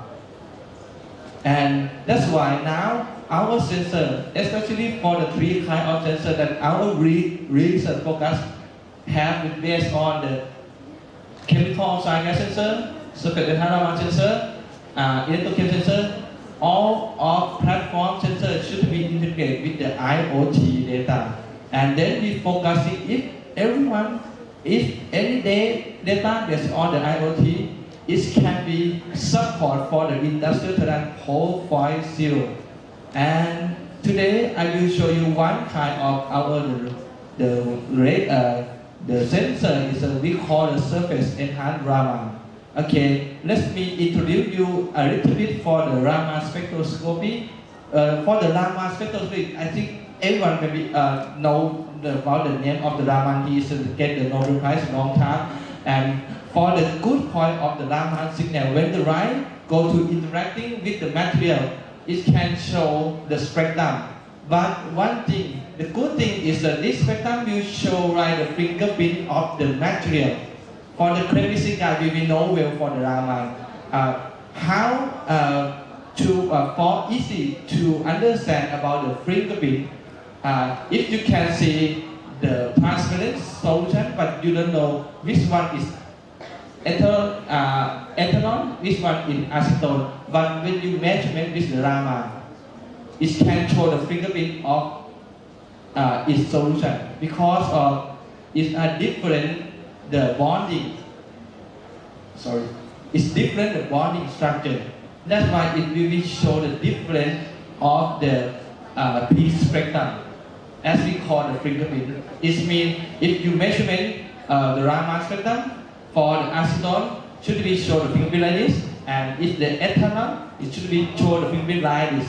But the advantage of the Raman is can identify, and this is to show the many good advantage of the Raman. And one thing, the classical system 30 years ago is very complex to you to identify. It's very good for the chemical analysis, but the system is very complex. And now it also have the modern system, but still have accuracy. But 5 years ago, they also have the portable Raman system. The price is cheaper than. But one thing, the Raman signal is very low, very low. It's very low. If we can amplify the Raman signal, that it can be detect all of the molecular that we want. And how to overcome? Now for the material and sensor field, they try to make which kind of the chip as we call the surface enhanced Raman scattering substrate, as we call SIR. That is mean when the molecular absorb on the noble nanostructure metal, and when we excite with the laser, it can be amplified the Raman signal. It means if you drop the solution without the Raman, without SIR, the signal should be low. But when you drop on our SIR substrate surface, it can be amplified and clearly show the fingerprint of its kind solution. So if we can get on this is show advantage, it can possible to multiplex sensing and rapid response and sensing molecular spectroscopy is possible. So and it can widely used for the many kind of application like for the toxic, the plasmonic, for the for the medical device, and or for the forensic side. And if we know they have the technology to make this kind of stuff to enhance and amplify the signal of Raman, okay, we need to understand how to enhance the Raman signal. To enhance the Raman signal, especially based on the I don't want to talk in the deep of detail, but especially we use for the normal metal nanostructure material. In this case, I show for the nanoparticle. Which for the nanometal, noble metal, especially for the silver or gold or copper. Because of the advantage of this kind of material, will have the surface plasmon resonance. When the molecule will be absorbed in this area, right? Sorry. When the molecule absorbed in this area, the electromagnetic field, when the laser radiation, the electromagnetic field from the plasma can be amplified the molecular vibration and amplify the signal of the Raman. Okay, and in our work we focusing on the silver because it's very cheap and if compared with gold. And we start to make the surface enhancement in 2009, but especially by do on the anodization temperature to increase the surface area, and then we deposit the nanoparticle on the top to increase the hotspot. The hotspot is mean the area that can amplify the Raman signal, can enhance. This is a very how can I say? This area is very good advantage for enhance the Raman signal. If we can give more hotspot field, it can amplify more the Raman signal. And in this case, when we do it, we can get the kind of color like that, and it can amplify the Raman signal from the standard chemical testing like the mercury blue. As usually for the high content, you can see the blue color. If you dilute for the 10 to minus molar, it looks like the transparent. You cannot identify by eye it have the mercury blue or not. But when you dropping in our searching, it can amplify and show yes, it has the mercury blue one. And the problem because of we need to fabricate the chip, the sensor chip and support for the industry. But when we looking of our approach right now, we found that it takes several times and difficult to control the reproducibility. And then we think how to overcome. It can be made a single step of the nanostructure and it can amplify the Raman signal or not. So we move to the PVD technique because my background research is optical thin film, and especially we have the instrument for fabrication only for the coating system. And then I showed the sputtering and evaporation. And if we want to do something, first thing we should know the mechanism to control, because especially for the thin film cloth, you can get this kind of structure like this, right, thin film. But in this case, we need to control the structure like this, like the structure film, like this. If we want to control the atom, you need to know why atom come and why and how atom do on the surface. After that, we need to understand the all of mechanical of the film cloth. Okay, I will skip for quickly, and then it can, if we know all the technique, we can prepare in my laboratory, and then we can make all kind of structure like the strand nanostructure, zigzag, nanorod, nanospiral. It's very well defined of the nanostructure right now. But in this case, we prepare for the metal oxide material. It can possible or not if we can do this kind of the technique on the silver, and we can make the silver nanorod at the surface in Raman substrate. And now we can successfully to prepare the silver nanorod, and we compare with the commercial one of the surface enhanced Raman chip. And then we found that our surface enhanced Raman can be amplified the Raman signal better than for the commercial one. And it can use not only for the modern Raman system, it can use with the portable Raman also, and handheld also. It means our circuit can work in the field test. And then we also start to commercialize our circuit, because of now the researcher in Thailand should be doing something for the new technology and make the ecosystem of the product.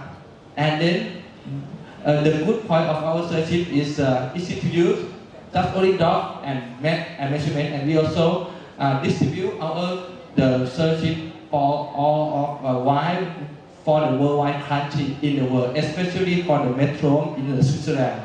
And what we can get the feedback for the application. And now we need to focus what kind of application that we prefer with our circuit. Then I will show you for the practical analysis application. Okay, really finished. Okay, for the first thing, because of the Thailand is everyone knows well, this is for the food country. They want to be the big kitchen in the world, right? And just for the first time, we think about is it possible or not to detect like the pesticide in the food contamination, because of in case of standard test, they need the GCMS, but take around 2 days to detect like the pesticide. But if they can use with our circuit, because of the circuit can trace for the test analysis. It means for the concentration is very low, like the ppm or ppb level, it can be just be detected by the. And if we can use approach, we can take the time around 10 minutes to detect the pesticide in the food. And firstly, we try to do by dilute the concentration of the pesticide, like the parathiol. It can possible for the low concentration like the 10 to -4. It can show clearly peak of the pesticide solution. But for the real case, it has the metric, and then we change to splice the metric parathion into the orange juice in very low level in the 3 ppm, and we also can find the Raman signal from the orange juice, but it still can have the Raman signal from the metric parathion. That's it means impossible to use for detect the pesticide. Okay, and another application is very surprising. This comes from the food company in Thailand. They found something like the water odor from the muddy smell, especially from the chip. When sometimes for the chip exporter, when you chewing, sometimes you can feel the smell like the muddy, and then it will be rejected, especially from Japan. And I asked them how they can check it has the muddy smell or not. They use human. They use human to detect. But we need to know why, how the muddy smell comes. The muddy smell comes from the one thing is they call the 2MIB, and then we try to use our circuit to dilute the concentration and try to detect. It's possible. It's the results show very good, but we can detect in the very low concentration of the 2MIB, like the 1 ppt level. It also can show peak of the 2MIB, and it's already published now. And another application is for the forensic side. We use our kind of the circuit to detect the narcotic, especially for the methamphetamine. For the general process, they do it by the color check. But if the concentration of the methamphetamine is very low, the color is same. But in this case, if we dilute the concentration, the Raman can be show the difference of the spectrum of its concentration. And this is in the real case. The police catch the guy, he take the methamphetamine, and he want to throw the methamphetamine, but he just mix with the energy drink.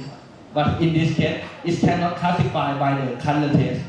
We used to drop the solution on our circuit, and it can identify this is for the sample, and this is for the pure methamphetamine, and this is for the caffeine. It still can help. As you can see, it shows for the sample, it shows both kinds of peak of methamphetamine and caffeine. It means this mixed energy have made, and we can catch that guy.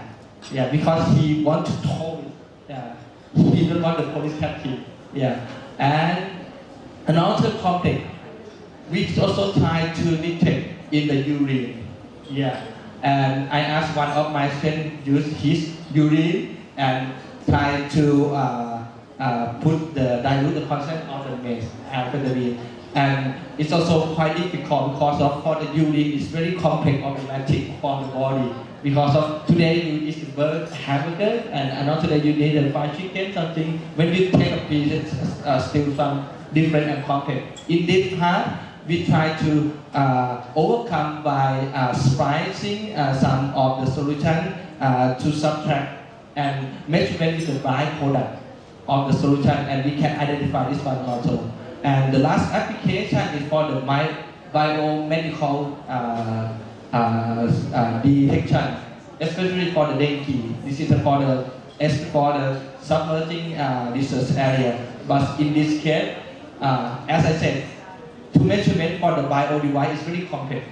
Because of if you push your blood, is many things can be, and the advantage of the Raman is can be amplified and detect in the molecular level. The disadvantage is it can amplify everything.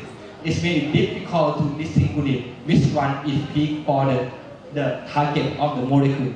So in this case, we try to integrate with the machine learning, with the computer science. We cannot do by only the material science, physics science, and biological. And then we give more data by a different kind of the nanostructure, and we do the mapping result to give more data of the Raman spectrum of each area. And as you can see by eye, for the sum of time constant is nearly same, but we get more and all of data. We use the machine learning by the linear LDA analysis. It can separate the group of in the target molecule.